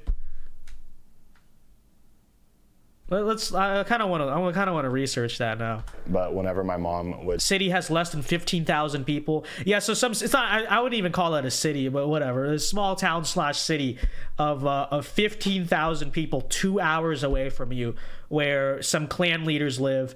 Wow. Yeah, you were just getting I'm sure you're just getting terrorized growing up, cross burnings outside your yard every single day. Like, drive through Harrison. Driving in any direction in the center of Arkansas will get you out of the state within 2 hours ish. I know. That's what I'm trying to. This is. When we were going somewhere, she would put a blanket. Them vids are so exaggerated, and people who are stuck on racism love it. Yeah. Over my crib while we were in that city, just because she felt unsafe for me. And whenever I hosted the Black Lives Matter protest, a lot of members from that Ku Klux Klan organization in Harrison were making groups saying that they were going to come up and harass us and harm us. And it's a very scary thing, because you read about the Ku Klux Klan in history books. It's a very different thing to... Okay, the modern Ku Klux Klan is literally mostly like feds, okay? And then, so someone was tweeting at you that they were going to come up and harass you. I mean, like, disavow, but welcome to American politics. Antifa has written articles about me, etc. Like, to hear them personally tweeting out to you that they are going to come and that they're going to harm you. As much as our country is growing, I was going to say something, but never mind. I'm also not going to invalidate the fact that there is a lot of issues that are still stemmed very deep in a lot of people's brains that are still being acted out upon and causing me to feel uncomfortable to live in my country. As a black woman, I just feel like being anywhere in the world, it's not just America. There will always be somebody who does not like a person of color, and there will always be... You know what, on that topic, this is boring, okay? I got a different idea, chat. All right. On that topic especially, hold on. Of the exaggerated, like, just the KKK is running around my town. Let's react to some Generation Hope videos. I guarantee you this will be much more fun. Okay. So there's this channel called Generation Hope. I've seen some other YouTubers react to this, which is why I had the idea to do this. So they basically like make these videos where like they're all fake and the acting is horrible, but it's always like these scenarios of like basically racist white people just like acting like incredibly like over the top stereotypical. Like you can see like rich college student attacks homeless family, what happens next is shocking. White couple won't adopt black kid, what happens next is shocking. Racist dad attacks daughter's black boyfriend, what happens next is shocking. Evil Karen humiliates homeless family for being poor. Wait for it. What happens next? What happens next is shocking. Okay. So some of these are pretty are kind of funny to watch. But let's see chat. Which of these do you want to react to? Again, this will be much more fun than the debate, which was getting quite boring. I think we could do girl kidnapped on Halloween. TikTok prankster blows up teacher's car. Oh my gosh. Okay, I think, okay, let's see here.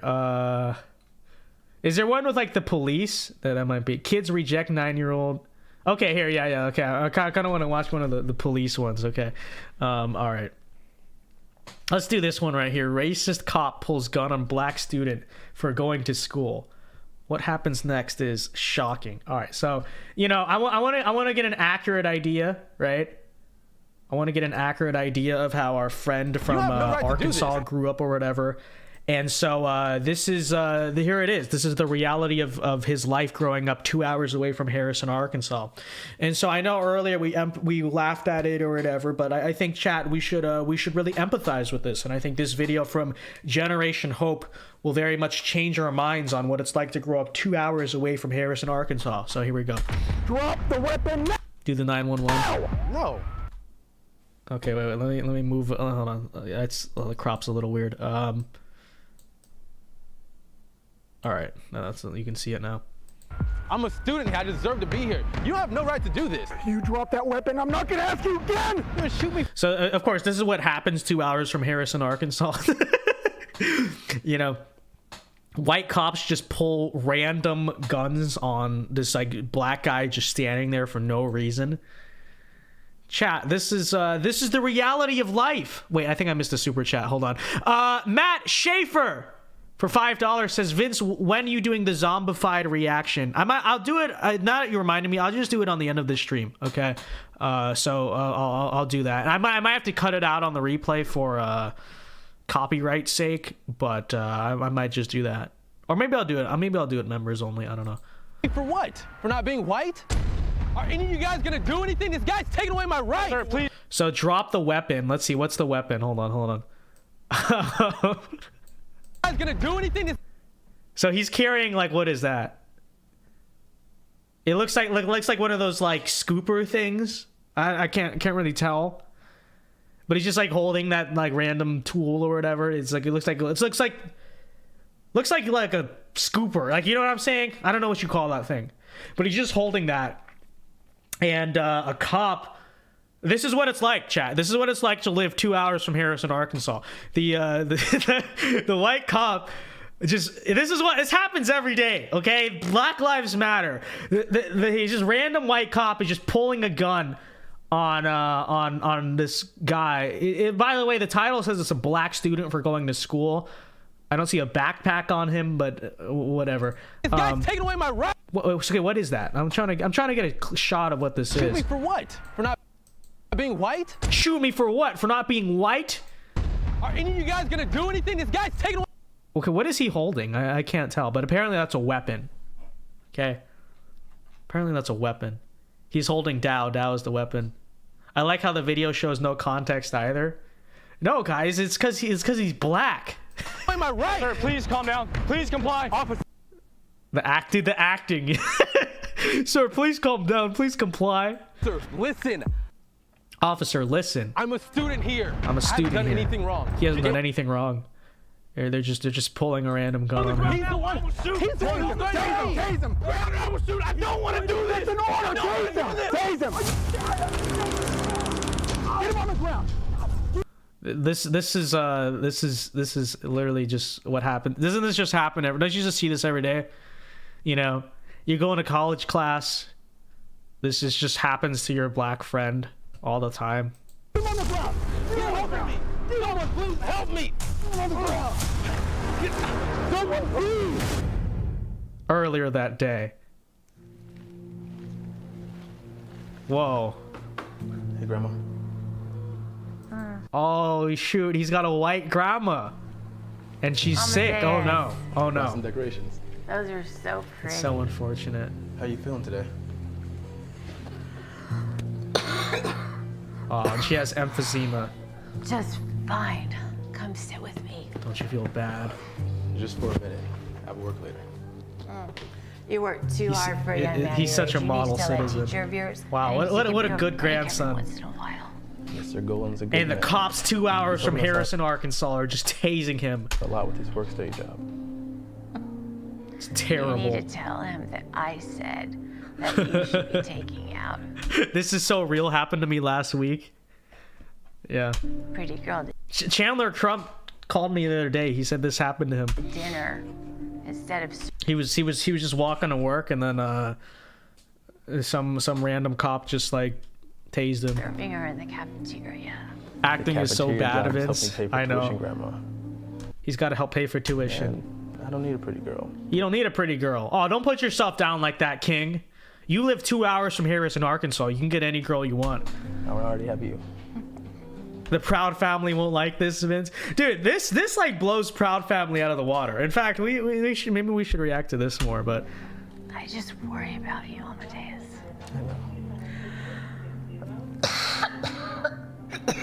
Here, your medicine. You're almost done. Good news. Here's some water too. okay, I think we get the point. He's a good grandson, model citizen.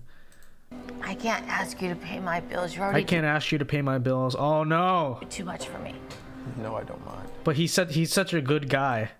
I can always ask me. This is literally like the autobiography of George Floyd. This is who he was. You think I'm joking? No, this is who George Floyd was. You're going for more work. You're too good to me. You remember when my mom? He was, you know, before it happened, he was just, you know, he's visiting his grandma. And that evil, racist white police officer. I died. You know? You're the one that took me in, took care of me. You didn't have to. Vince, do the video. They adopt the black. Okay, we'll watch that after this. Take care of you for once. Okay? When I graduate, I'm gonna get a good job, and I'll put us in a nice apartment. I'll get you the He's best got doctors dreams. around. He's a king. We'll be done with all this. But he doesn't get a pretty girl. All right, let's see. Love you, honey. Aw. Love you too. Aw, chat. Isn't this so sad? Now he's working. I heard you were looking for a little extra work, and I may have found you another work-study job. Really? It's nothing glamorous, just picking up trash around the dorms, but it should pay Oh enough. no. The professor guy was like, you can pick up trash. Are you interested? I'll take it. I'll take it. That really helped me out. Excellent. You can get He's a model citizen, and here he is picking up trash. And here come the cops saying that's a weapon. So ridiculous, dude. Uh-oh. Dun, dun, dun. Oh, look at what we got here. Uh-oh. Nope. Not in my neighborhood. Not my neighborhood. Uh-oh, chat. Oh, no. No. No. No. No. You can't do this. He's working to pay for his sick white grandma. You can't do this. Officer, please. Officer, you live 2 hours from Harrison, Arkansas. You can't do this. This is not what we do. 2 hours in Harrison, Arkansas. Here comes the cop. He's just, his name is just, he doesn't even have chat. Guys, he doesn't even have a name badge. He's just cop. Excuse me. It is me, Officer Cop. A cop in a Range Rover. Excuse me. Oh no. Yes, sir. No. Yeah. Saw you loitering around these buildings. Oh, he saw that. I think you've been loitering. I'm not loitering, sir. I live here. Not in my I neighborhood. wasn't sure what you'd be doing around the building like this.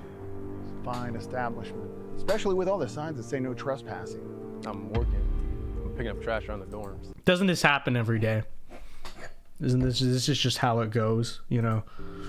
Wait, so you live Black here, Lives you work Matter. here? I'm confused. I'm a student here. I live here. I work. It's a work-study job. So, what's the address then? Why? I need the address to verify whether or not you stay here and that you're telling the truth. I just told you I did. Isn't that enough? All right, give me your ID. Why? Why do you need my ID? I need your ID to verify whether or not you're telling the truth. I need your ID to verify whether or not you're telling the truth. Dude, he's about to go Super Saiyan, okay? He's about this evil racist cop is about to go Super Saiyan on some poor black student. It's oh no. Why wouldn't I be telling you the truth? I didn't do anything wrong. I don't understand what the problem is. Oh, calm down. Do not get aggressive with me. I'm just trying to do my job. Aggressive? I haven't even raised my voice. I need to see your ID, and that's in order. That's an order. Harrison, Arkansas, 2 hours away. No. Joe Biden's America. So true. So true. This is Joe Biden's America.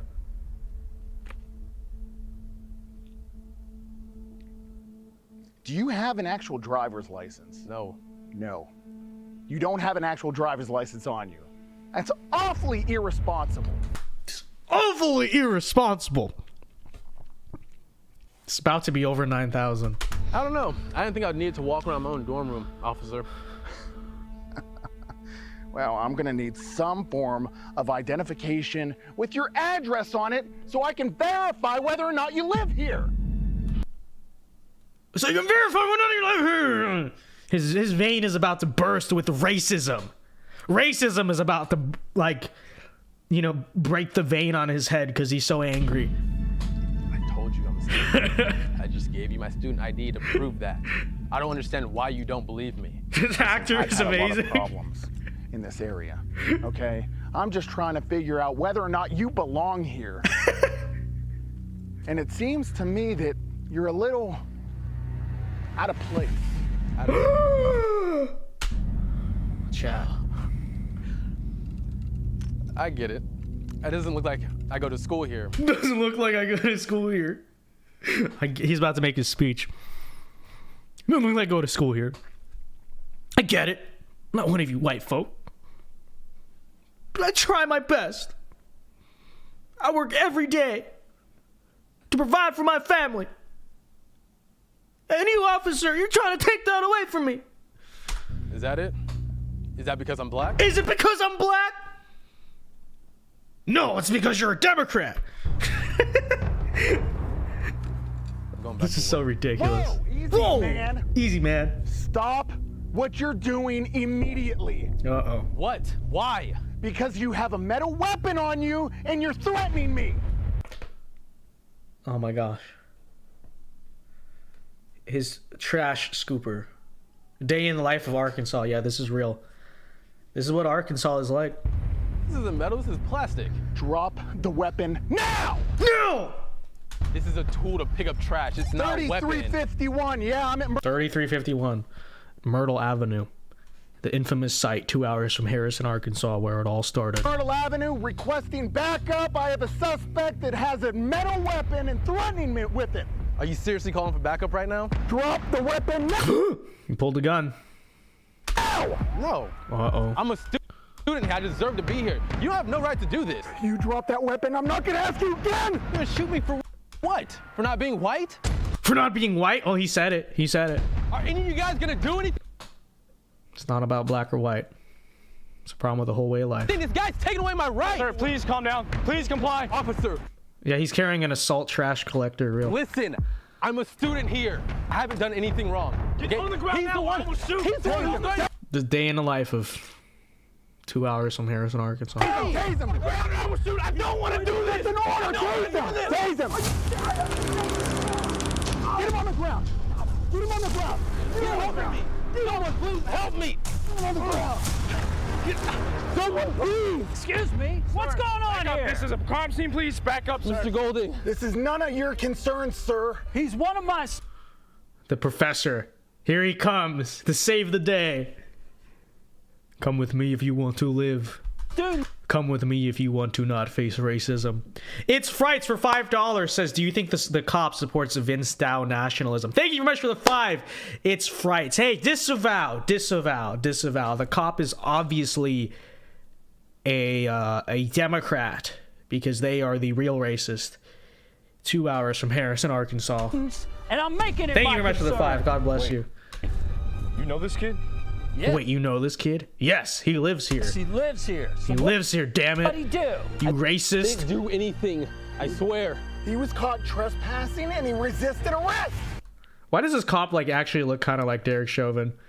You know what? Rare generation hope, like decent acting moment. They actually casted a guy that sort of Since looks when like is it him. trespassing to be where you live?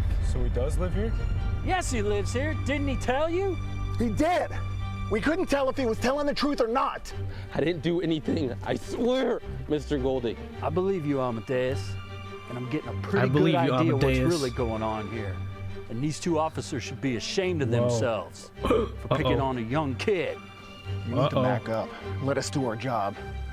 You can call him a lawyer once we get him to station.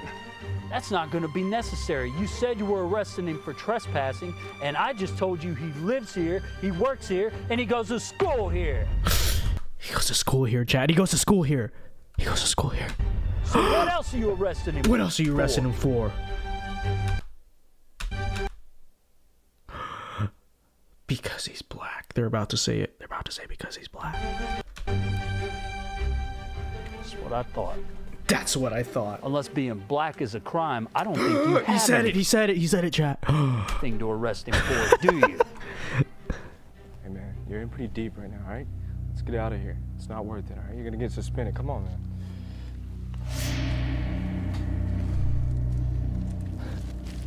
Come on. And all these dang Republicans are gonna just say that he resisted arrest and shouldn't have resisted arrest. Unbelievable. Unbelievable. I got you. This is so stupid. This is a good kid who's never done anything wrong. He never did anything wrong. You tell your boss to expect a call from me. Thank you, Mr. Golding. And in true anti-racist fashion, a white guy stepped in to save the day. Wow. Round of applause. Round of applause, chat. Round of applause. Isn't this a satire video? No, it's not satire. These things are not satire. These are actual, like, anti-racist or whatever types of, like, content or whatever. Because if you look... Hold on, let's see. Let me show you, like, the comments here. And that's, like, one of the funniest things about this is the comments. So, like, you know, top comment... What's messed up is that there are people still like this in the world and always will be. SMH. People like that are a disgrace to the badge. No one should be judged based on their. Let me zoom this in so you can actually like see it. Okay. All right. People like that are a disgrace to the badge. No one should be judged based on their skin color. Hold on. Based on their skin color, I could see if the young man getting arrested, if he did something, he was just doing his job and picking up trash where he lived. The audacity of that cop thinking he had a weapon. It's clearly not real. Okay, I really love your movies. Okay, so at least they know it's a movie. I swear, these people let power get into their heads. Nicely done. This movie is based off a true event where a student named Zed Atkinson was collecting trash and a cop pulled a gun on him for no reason. Even though this isn't the exact reenactment of what happened. Yeah, I'm sure. What an immoral police officer. He didn't even apologize. Chat, he didn't even apologize.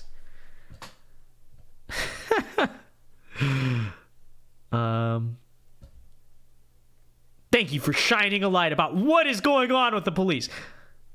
Unfortunately, that's exactly what's going on in real life. Really? Is that what's happening? This is what's happening at every college campus, right? They just random black kids who are working and collecting trash. They're just pulling guns and like George Floyding them every 2 seconds. Yeah, I'm sure this is exactly what's happening. Top 10 time actors weren't acting. Amazing content. Thank you for sharing your awesome videos with us all.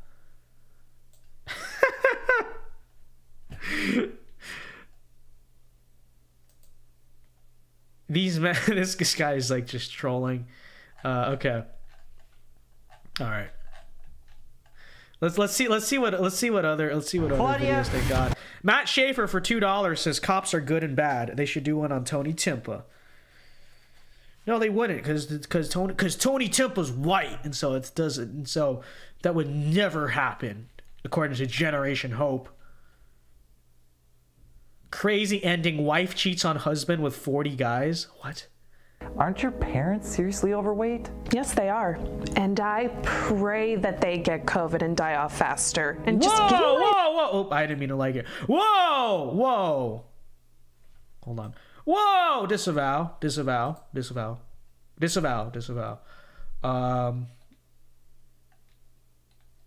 All right, let's see. Which ones of these should we watch, chat? Which one of these should we watch? Let me zoom out a little bit so you can like see it better. Someone said to watch the what was it earlier?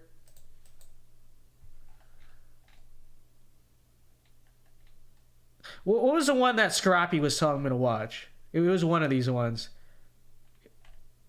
Was it like the family that refuses to adopt a black kid or something? Was that what it was? Racist dad attacks daughter's black boyfriend. That's the same guy.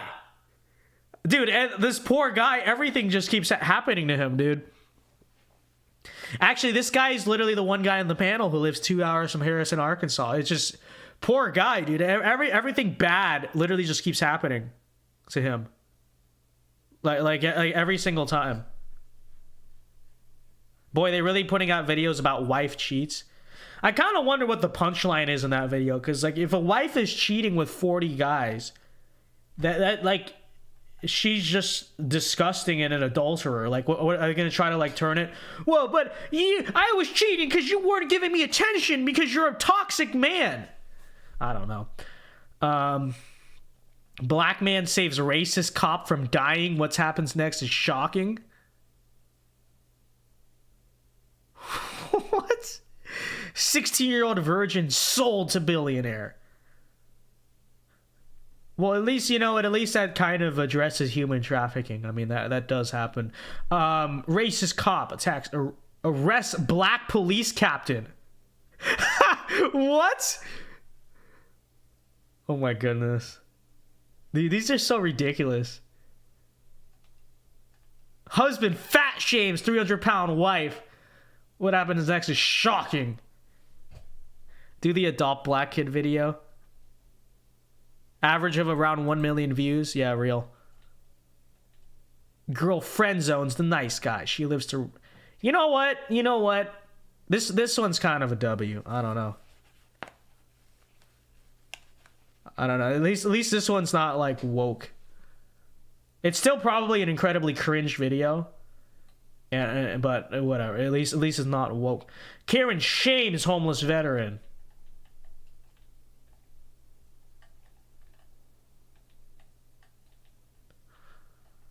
I don't know.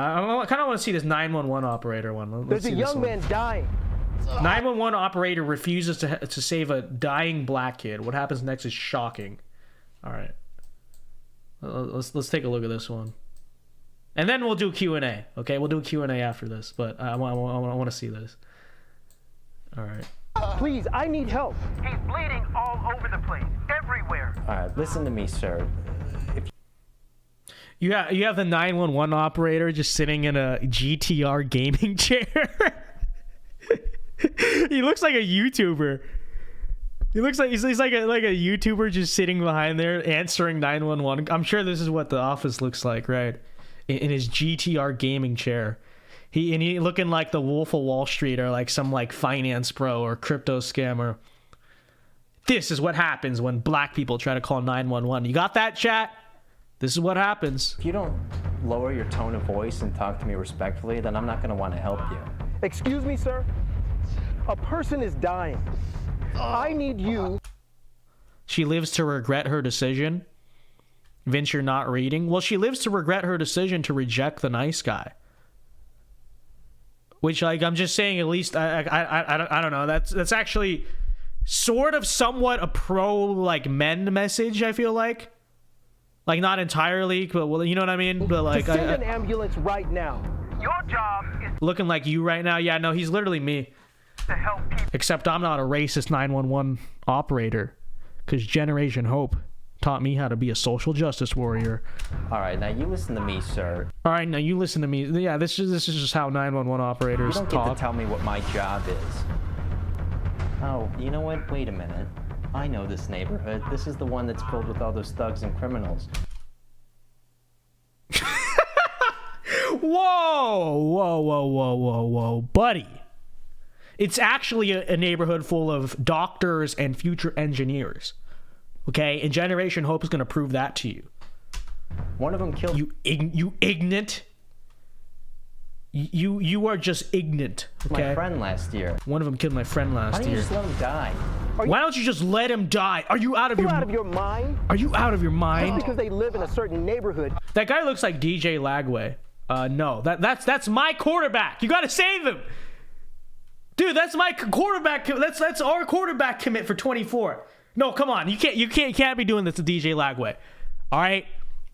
Billy Napier will not be happy. It's so over for the Florida Gators. That's literally our quarterback right there. A guy who looks like our quarterback. Okay, it's a joke, YouTube. But come on, you got to rescue our boy DJ. Come on. Doesn't mean that they don't deserve to be helped when they're in need. You know what? It's so true. He's literally a 5-star quarterback commit. Okay. This guy is a Florida State fan. You help him yourself if you care so much.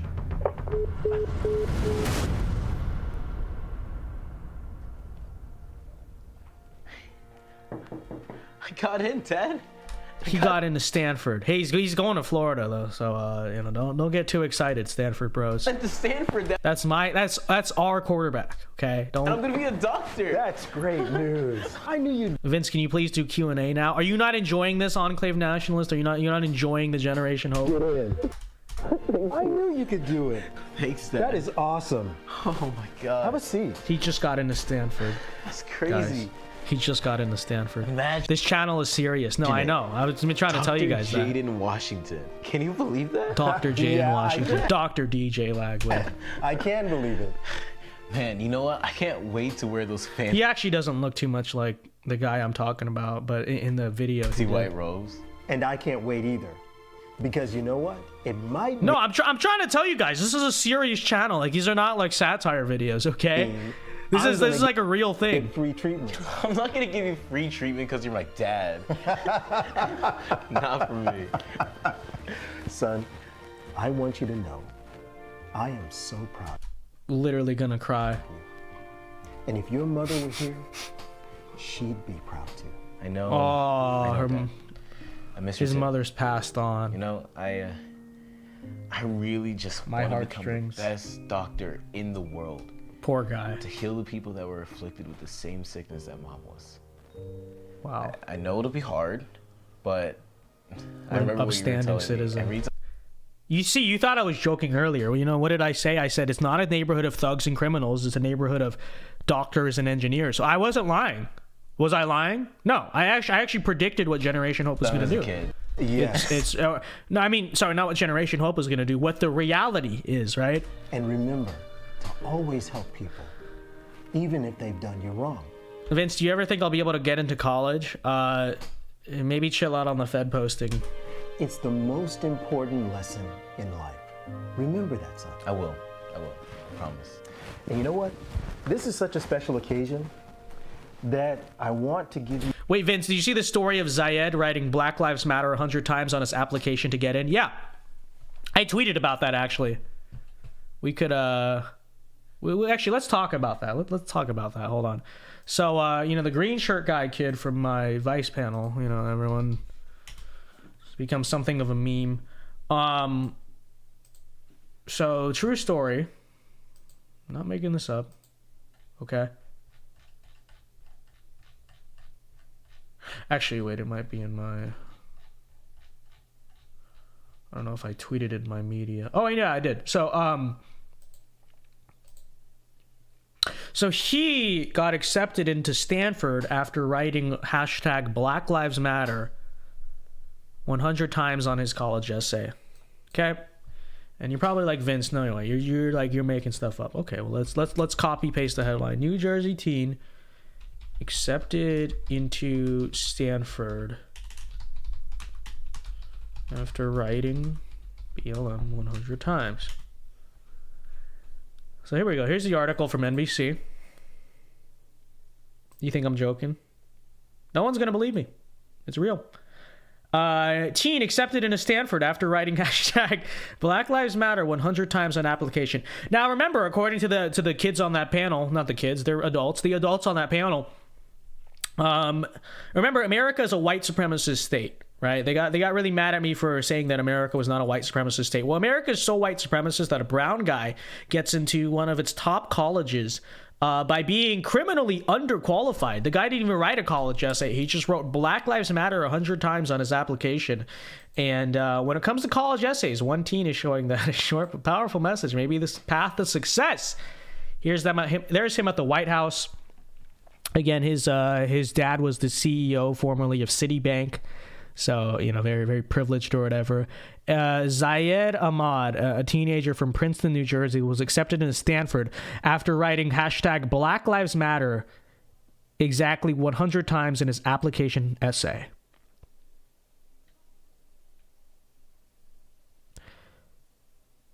After completing his Stanford application, high school senior Zayed Ahmad, who has he, him pronouns, okay? Don't forget that.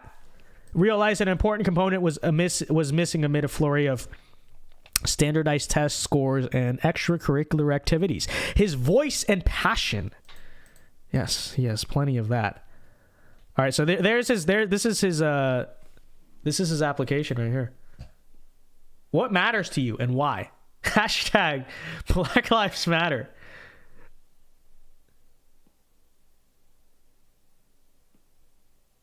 Wow. But like, yeah, the institutions are definitely against you. Definitely not a liberal country. Linda Sarsour. Oh, guys, remember Linda Sarsour? I haven't heard about Linda Sarsour in years. This crazy, psychotic, like, Women's March speaker. Zayed, the activist, always making us proud. Whatever happened to Linda Sarsour? I haven't heard about her in years, but she's always making us proud by writing hashtag Black Lives Matter 100 times. So yeah, that's real. That's real. He didn't end up going to Stanford, which is funny. He went to Yale. The hashtags make it 10 times funnier. Yeah, real. Dude, when your dad is the CEO of Citibank, you can do whatever you want. University spokesman said in a March statement, this year in particular, we are proud of the intellectual strength and incredible diversity. Yeah, very intellectually strong. This is so true. Hey, what can I say, though? I did not get into any Ivy League schools, okay? I think I applied to, like, Penn. I got rejected. I applied to, I think I applied to Columbia or something. I don't remember. Hey. But he got in saying hashtag Black Lives Matter. Maybe I should have done that. Maybe I should have done that. Not that I was going to go to an Ivy League school anyway. But Zeb has become a Vince Dow nationalist. Thank you very much for joining the membership, Zeb.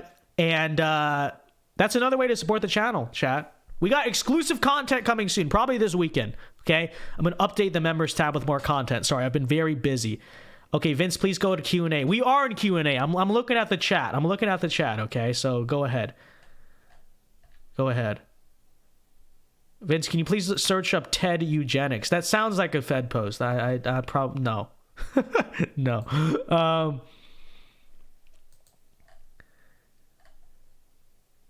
But yeah, there he is. All right, fine. We'll just go to Q&A. So you got questions. I'm interacting with chat.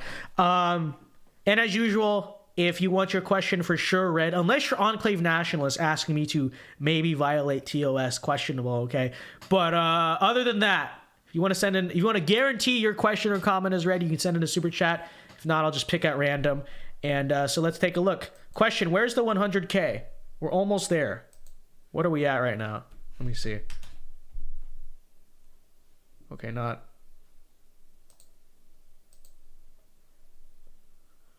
We're at 99K.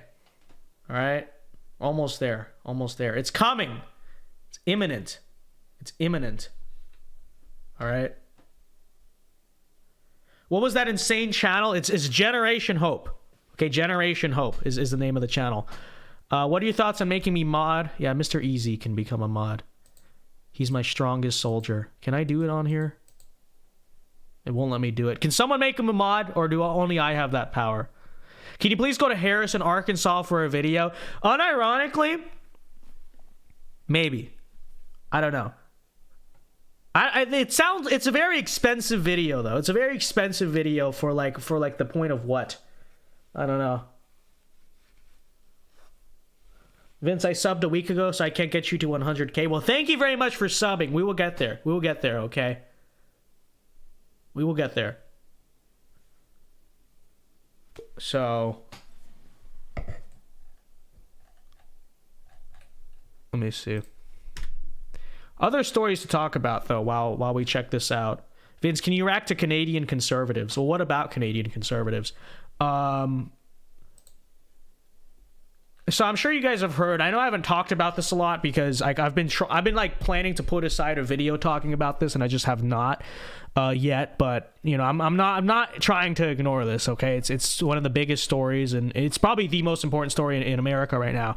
But I'm sure you've heard at this point about the East Palestine, chemical spill, the chemical explosion there. But today is a very interesting timeline. So Joe Biden rejected federal disaster assistance for the people of East Palestine, and we know why. Well, I'll explain why that is in a second. But Donald Trump stepped in and said he was going to go visit East Palestine because Biden is ignoring it. And then moments after that, FEMA reversed their decision and now is sending federal aid, which is very interesting. Thank you, Donald Trump. But let's have an honest conversation about why this story is getting ignored, okay? Because not everyone wants to really say the real reason this is, okay? The first is obviously that Ohio is a Republican state. Ohio didn't vote for Biden. The second, it's rural, it's a small town, okay? I would argue the third reason why the Biden administration is like basically deliberately ignoring it is because, well, I don't know how else to put it. The people who live in East Palestine are of the wrong skin color. Okay, am I wrong about that? It's the truth. So yes, it's a combo. I'm not saying it's the only reason. Yes, wrong politics, maybe wrong class, whatever, wrong part of the country. They're also the wrong skin color. And that's very obvious. And you can look at that and say, oh, no, that's not what it is, Vince. This is the same administration that was talking about doing like race-based hurricane recovery after Ian. Remember that? Like, there's a reason why like Ohio is being ignored despite, having one of the worst chemical disasters in recent history. And it's true. It's true. Matt Schaefer for $5 says you should do videos on the pros and cons of Trump. Glad you said something about Trump aiming comments about DeSantis. I mean, I have older videos about it, but thank you very much for the $5. God bless you. I think the pros are that he's Trump, right? He doesn't always do it like he should, but I would argue as a candidate, he's still the single greatest threat to the establishment, right? Like, there's a reason the system still is after him, etc. Cons, you could say, well, maybe that's to a detriment or whatever, because, well, if the system's against him, how is he gonna win, etc. But it is what it is. Too many accidents all at once, it can't be coincidence. No, it is coincidence, don't you know? Okay, there were like 5 chemical explosions all in like the same week. Not 5, but there's like 3, right? 3 or 4. And none of them, they're never connected. It happens all the time. And you crazy conservatives are just making stuff up, of course. Is Vincent your full name? No, my full name is actually just Vince. I'm just south of that train wreck of a train wreck. It's too red of an area. Well, I pray for your safety. I hope you're okay. If you feel itchy eyes or scratchy throat, if you can, just get out. Okay, just get out. Don't take that risk. But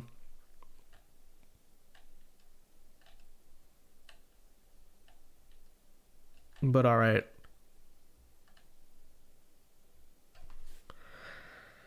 I was accepted into Princeton. You genius. I did not get accepted into Princeton, but got a full ride to Texas A&M, and Texas A&M is based in the student newspaper talks mad trash. This was in 99, though. Racial quotas weren't as bad.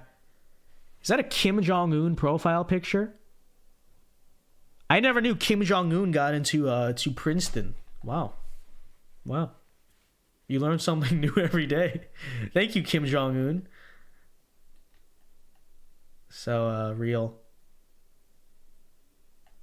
Yes, I remember you. Yes. There are around 75,000 farmlands in Ohio. No, guys. There are no conspiracy. The government has always been right ever. Everything that happens is a coincidence. And you know, oh well, it's normal, bro. Don't you know, bro? It's normal for you know, chemical leaks to happen all the time. You can't ask any questions. If you ask any questions, you're just a crazy conservative. The government has been right about everything ever. Of course. KGB show in chat. Yo, what's up, KGB show? How you guys doing? When is the KGB show coming back? Okay, we are awaiting this. You know, you hang around John Doyle and you adopt his upload schedule. I mean, you can't be doing that. You can't be doing that. All right. We need the content. I know you did a street video recently. We need the KGB show back. All right. We are awaiting. What do I think about Paul Miller? Who's Paul Miller? I don't even know who that is. Enclave Nationalist wants them to search him up. All right, I'm googling on my phone first. Who is that? Oh, that's Gypsy Crusader. Didn't he just get out of jail or something? I don't know. I don't really know anything about him. I just know he went to jail for a long time. So,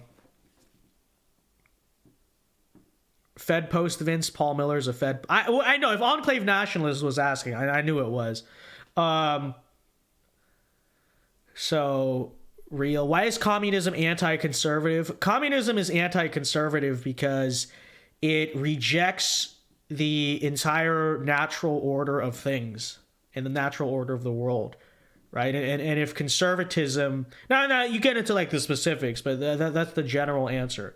Communism seeks to abolish hierarchy and abolish the natural and historical order of the world and things, and conservatism by nature would seek to conserve, right, the natural order of the world and such. And so communism is as anti-conservative as it gets because it is the most radical opposition to reality that there is. So, real. When is Vince back in Texas? I don't know. I'll come visit soon. Richard wants to collect free stuff living in the basement of his childhood home. So true. Dude, Karl Marx was one of the most useless individuals to ever exist. Okay? Didn't he, like, literally live on, like, charity, basically?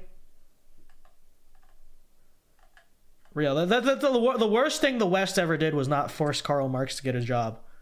Or do something. I don't know. I am a MAGA communist. Rich says Richard Fernando. Dude, that's just a LARP. Oh, like, well, you know, I'm like Dark Enlightenment. I'm a MAGA communist. What does that even mean? I'm a MAGA communist. Okay. that very term is probably the most terminally online thing I've ever heard. Bro, what if we took like communism but made it based? What if we had like mass inflation and like a horrible economy and everything? But what if we had that and everything sucked, but we had like nationalist social policies and we promoted family? What are you even talking about? What are you even talking about? Okay? What does that even mean? Hold up, Vince, let him cook. What's going on? What is even going on? Guys, we got right-wing communism. You know, like conservatives for an entire century, you know, were all like in opposition to communism, but you know, communism is actually conservative. It doesn't even make any sense. Like, what are you even talking about? Why don't you like touch grass? Okay, no, I'm so tired. MAGA communism, whatever that means, does not get validity. Okay, it doesn't. It's not real. Okay. It is something made by like nerds who want to seem different, you know, the type of people who look at the political compass and like soy jack over it all the time. Like those people should not be taken seriously. They should be legally mandated by the government to touch grass, in my opinion. So that's what I would say about it. Hello, Vince. To answer your question, the only one with power to make someone a mod is you. Matt for $2 says, watch the Trump versus Biden Overwatch short. Okay. I saw this Biden AI thing the other day. I've seen some of those actually as of late. I think people should stop making them. Why do I say that? Because they actually make Biden funny. Okay, have you guys seen like some of the Biden AI stuff? Biden Trump Overwatch. They actually make Biden funny and like kind of cool, and it's a problem. If Biden gets reelected, I will blame the Biden AI videos because they're actually quite hilarious. But okay, all right, here we go. Dorado, I love this map. Takes me back. Is that you again, Joe, on my fucking team? Oh, great, it's this guy. Okay, there's profanity. I don't generally play that on stream, but I'm sure it's quite funny. Guys, wish me luck on my permit test tomorrow. Let's go. You're a good driver. You got this. Actually, wait, permit test. Oh, dude, no, the permit test is easy, Aiden. Permit test is just common sense, okay? If you just, like, know the basic rules of the road, you're fine. Because the permit test is always, like, the alternative questions are stupid. It's like, what should you do if there's a pedestrian in front of you? A, stop for the pedestrian. B, run the pedestrian over. C, drive into the sidewalk and do a wheelie and a backflip with your car. It's like, well, I really wonder. So you'll be fine. All right, you'll be fine. You got this. The permit questions are incredibly easy. I remember that because I didn't study for my permit test. I was just like, I got this. And I tried to study a little bit and it was like, whatever. And I think I only got 2 questions wrong on my permit test from what I remember. Because it's very common sense. It's very common sense. You'll be fine. Just use common sense, okay? If there's a pedestrian again on the road, you probably should not run that pedestrian over it. I'd have to assume that's the correct answer. So, you know, real. Aiden for $5. Thank you very much. Says thoughts on right-wing femboys. They're not right-wing.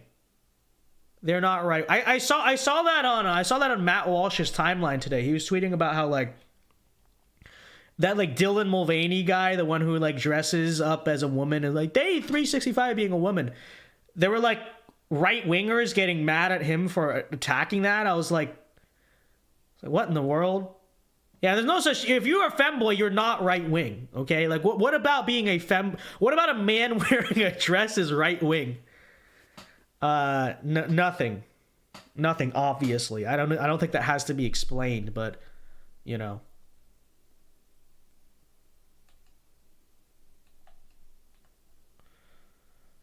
So I got an 84 on my permit test. Should we take a driver's permit test right now? Watch. Well, I grew up in California, so let's take the California one. Free permit test. All right. You guys got this? You guys think I got this? Watch this. Watch this. 2023 California permit test. Okay. In which of these scenarios should your wheels not be pointed straight ahead? When waiting to make a left turn? When parked on a hill? Or when parked on a roadway. I'm gonna probably say parked on a hill, right? I mean, when waiting to make a left turn, no, you should be pointed straight. When parked on the side of the roadway where there's no curb, I don't even know what that means. Which one is it, actually? It might be the second one, actually. Shoot. I'm just gonna trust it's this. Okay. When driving in fog, rain, or snow, you should use your low beams or your fog lights only. We'll use the fog aren't. Okay. Well, it's not illegal to use your low beams, right? That's the other thing about the test. You always pick the safe answer. So fog lights only, that's too exclusive. So I'm going to say low beams. I'm going to say low beams, okay? When you see this sign, you are approaching a railroad crossing and should prepare to stop. Yes. We'll always stop at a railroad crossing, not necessarily. Should stop and wait for a signal before crossing the railroad tracks. No, you're approaching a railroad crossing. If a truck or a bus is making a right turn, when you also need to make a right turn, you should quickly turn before the bus is able to. See, that's like a stupid answer. So you would not, don't pick that one, Aiden. Okay, wait until the truck or bus turns, or squeeze between the truck or bus. Now the Chad thing to do is to squeeze between the truck or bus, or to quickly turn. But again, this is the DMV, so you have to pick the second answer. Okay. Which, by the way, I always follow traffic laws, of course, including the speed limit every single time. But you know what I mean. So don't, you know. You should increase the distance between your vehicle and the vehicle ahead when you are following a small passenger vehicle. Okay, I don't know. Are being tailgated by another driver, or driving more slowly than the posted speed limit. Well, so the hold on, you can't really see it. So the correct answer is the second one, because if someone's tailgating you, of course, the natural response, but it's against the law, so I disavow, obviously. But what most people do, of course, never me, but what most people do is speed up so that they're no longer tailgating you. Of course, I never do that because I obey all laws all the time. But they're probably going to say don't, like, speed off past the tailgater. And so I'm probably going to say the first answer, right? It's probably the first answer because if you're, like, following a small passenger vehicle, they're going to tell you not to tailgate. So I'm going to say the first one, okay? Because the DMV, it stands for dumb MV, right? So, you know. When driving under snowy or icy conditions, it is safe to use your cruise control. Again, dumb answer. Make speed and directional changes more gradually. Of course, it's that one. Okay, grade this section. Let's see what I got. Oh, I got this wrong. It actually was being tailgated. Okay. But besides that, I got them all right. See? Easy. Easy. So true. So true. Vince, look up Russian car cams. 4 out of 5. That's a passing grade. That's definitely a passing grade. Vince, please turn off the replay on chat. I beg you. Okay. Okay. We'll do that. Let's look up Russian. We're just having fun. It's Friday. Let's look up some Russian car cam videos. Russian car cam. All right. Let's see here. This video may be inappropriate for some users. Okay, well, we can't. I'm not trying to get my own stream age restricted here. Okay, well, I don't want to get my own stream age restricted. Never mind. That's not going to be doable. That's not going to be doable. Okay. You can watch them. This one has a freaking gun out. What the heck? Russia's crazy. Boys in the Hood, but in Russia. In Russia. Okay? This is real. All right, we'll end the stream soon, and we're just being stupid right now. But let's see. We got dollar for $5 says we need to decriminalize speeding and running red lights and abolish school zones and speed limits. These laws are dumb, and I'm butthurt. Got ticket. Well, I don't think you should be able to run a red light. I mean, that's kind of stupid. I mean, I would say, yeah, if nobody's there, maybe, but it's like still, I don't know. A lot of people would abuse that, and then you'd have, but speed limits, yeah, I agree. Abolish school zones, I mean, I don't know. I don't know. But speed limits, I definitely agree with you on. I definitely agree with you on that. Most of the safest drivers out there are speeders, okay? You mean it's okay, at least in Florida it's 70, which I appreciate, thank you, based. The idea that a car on an interstate is supposed to cap out at 65 miles an hour, really? Really? So I think if there are to be speed limits, they should at least be like 80, okay?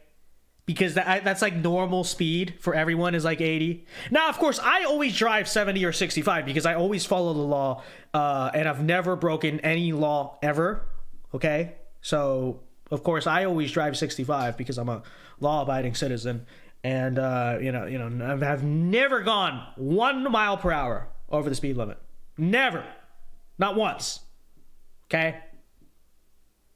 But other people say that it is quite normal to drive about 80. Some would say it's normal to drive 90. Of course, other people.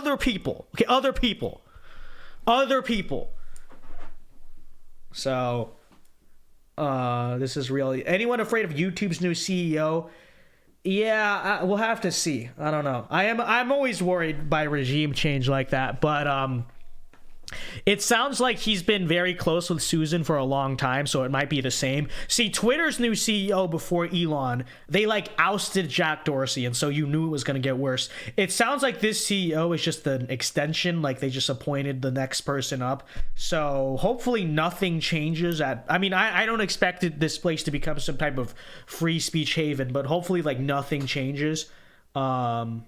Hopefully nothing changes. Speed limits aren't really enforced in Florida. Yeah, tell that to the state troopers always hanging out on 75 and near Stark, Florida on the state roads. I don't know. Dralex for $5 says, watch this. Typical YouTube videoid. That's not a YouTube link. What is that? That looks like a virus link, bro. What are you sending? But anyways, he says Kim Jong-un is misunderstood. He's very based. I don't know if I'd call him. I agree. He's probably very misunderstood. I don't know if I'd say he's based. I mean, isn't like Christianity illegal in North Korea? And you know, I don't know if North Korea is exactly that prosperous of a society. No, I will agree that like I don't think Kim Jong-un is the unhinged, demented, like just rocket man that like a lot of people make him out to be, right? I do think he's like a calculated guy. I think he to some extent knows what he's doing and knows what he's trying to do. But I still wouldn't call North Korea like some misunderstood society that's actually doing well. Subjectively, in many ways, like not doing that well. But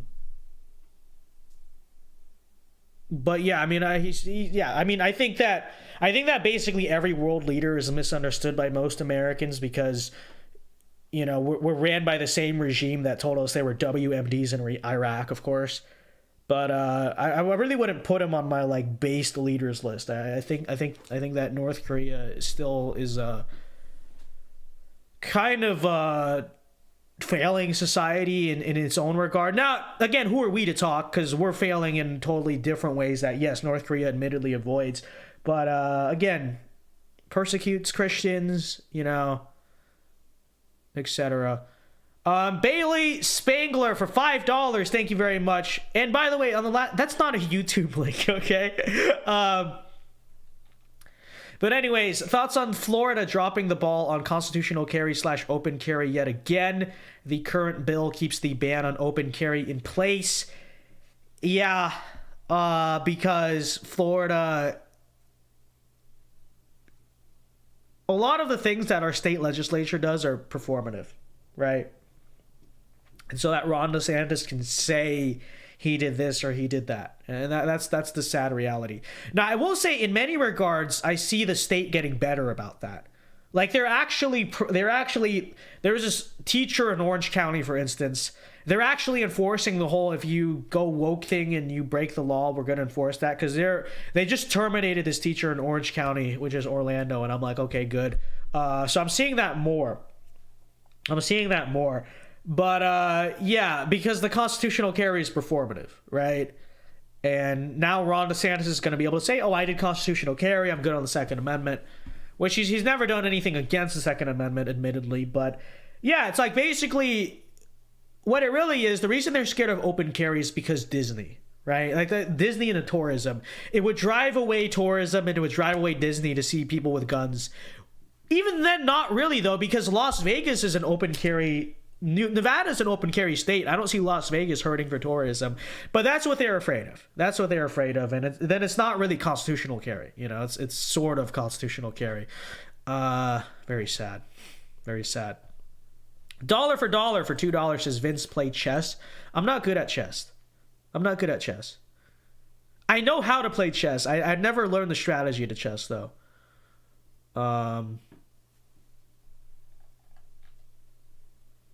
It's Fright says, Vince, what do you think the drinking age should be? So, I understand the argument for 21. Like, I'm not going to do the whole, but my freedom thing. Like, I understand the functional argument for 21. My reason for why I think it should be 18 is because I feel like this because I think one of the biggest problems in our society, and you're going to call this contradictory, but I'll explain how it's not. One of the biggest problems our society has is the concept of prolonged adolescence, right? In other words, the idea that you're a child until like the end of your life, right? Because it used to be really like at 16 years old, you were out of school, you were working, people saw you as an adult, and then it became 18, and now because of college it's like 21, 22, and now because of grad school it's like 25, 26.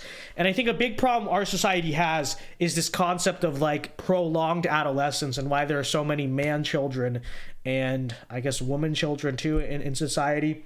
And so that's like the reason why I think the age to like own guns, drink, like basically have social responsibilities, all that stuff, should be at least one age, and ideally like that age ought to be 18. And then you're going to say, what about voting? Well, the thing is, I view voting as like something, not as a right. I don't think it should be seen as a right. I think it should be seen as a privilege, something that is kind of earned by, doing your dues and doing your stake in society. Like if I ideally could structure my own ideal country, I'd probably make it to where only like the property owners could vote. Or something like that, right? Or you'd have to contribute X amount of time or years into society. Because I don't think voting, and now this is a system we have, it is what it is, but I actually agree with the founding fathers that I would not say that voting should be something that's so open to everyone, right? I think it should be something that is earned, and not just earned with maturing past adolescence, but earned by actually contributing. Right. And so that's why I view voting a little bit differently. But other than that, I would, for the most part, say that it is a problem that our society basically culturally prolongs the idea that like you are a child. Right. Like you are a child. And then like I said, the prolonged adolescence is a big deal. The Bible fell, that can't be good. This Bible falls all the time because I always knock into this cabinet And so yeah, it's the roots of it keep like they're like eroding away on it. But I might have to just get some tape. on it. But then I can't actually read that one. I mean, I have like other ones on the shelf, but I don't know. Zachary for $5, thank you very much, says voting as mentioned as a right only first appears in the 15th Amendment. Yeah, exactly. The founding fathers didn't view voting as a right? A privilege, maybe, yes. A duty to some, maybe, yes. But not a right. And this is true. Thank you very much for the $5. And I'll end the stream in a few minutes, but... Support from an Indian American first gen. Thank you very much, Zayed. You're the good Zayed. We have the bad Zayed and we have the good. Well, I guess yours is spelled a little differently, but still. Voting should be 25 plus. I agree. Lower the age of renting cars. Yeah, so true. So true. Like, how come I can't just rent a car? Like that's so annoying. That is actually so annoying. Maybe I want to take a road trip. Oh, no, you want to be... Stupid. I can drive better than a lot of people, okay? I got a perfect score on my driver's test. Not the permit test, but the actual road test. I got a perfect score on it. What are you going to say? Like, what are you going to say?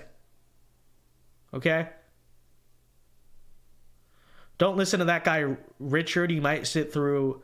5 minutes of Has before passing on his BS. I will, but it also sounds kind of fun, so maybe we should actually give it a try. But okay, let's see. How many likes are we at right now? 378. All right, can we get to 400? Can we get to 400 likes, chat? So, let's see. Anything else interesting in chat? Opinion on nuclear energy in the States? We need it. Obviously. I like chess before the recent rise in popularity. What made chess popular? I have no idea.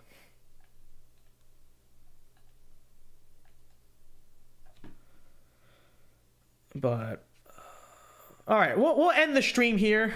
Let me see if there's anything else. All right, we'll end the stream here. Thank you very much for joining us tonight. Be sure to leave a like before you go. Which state has the best state flag? Okay, last super chat. Oh, wait, we got 2 more super chats. All right, hold on. Rowley Gonzalez for $2. Thank you very much. Says, which state has the best state flag? Currently, this is biased, but I think the Florida state flag is pretty cool, honestly.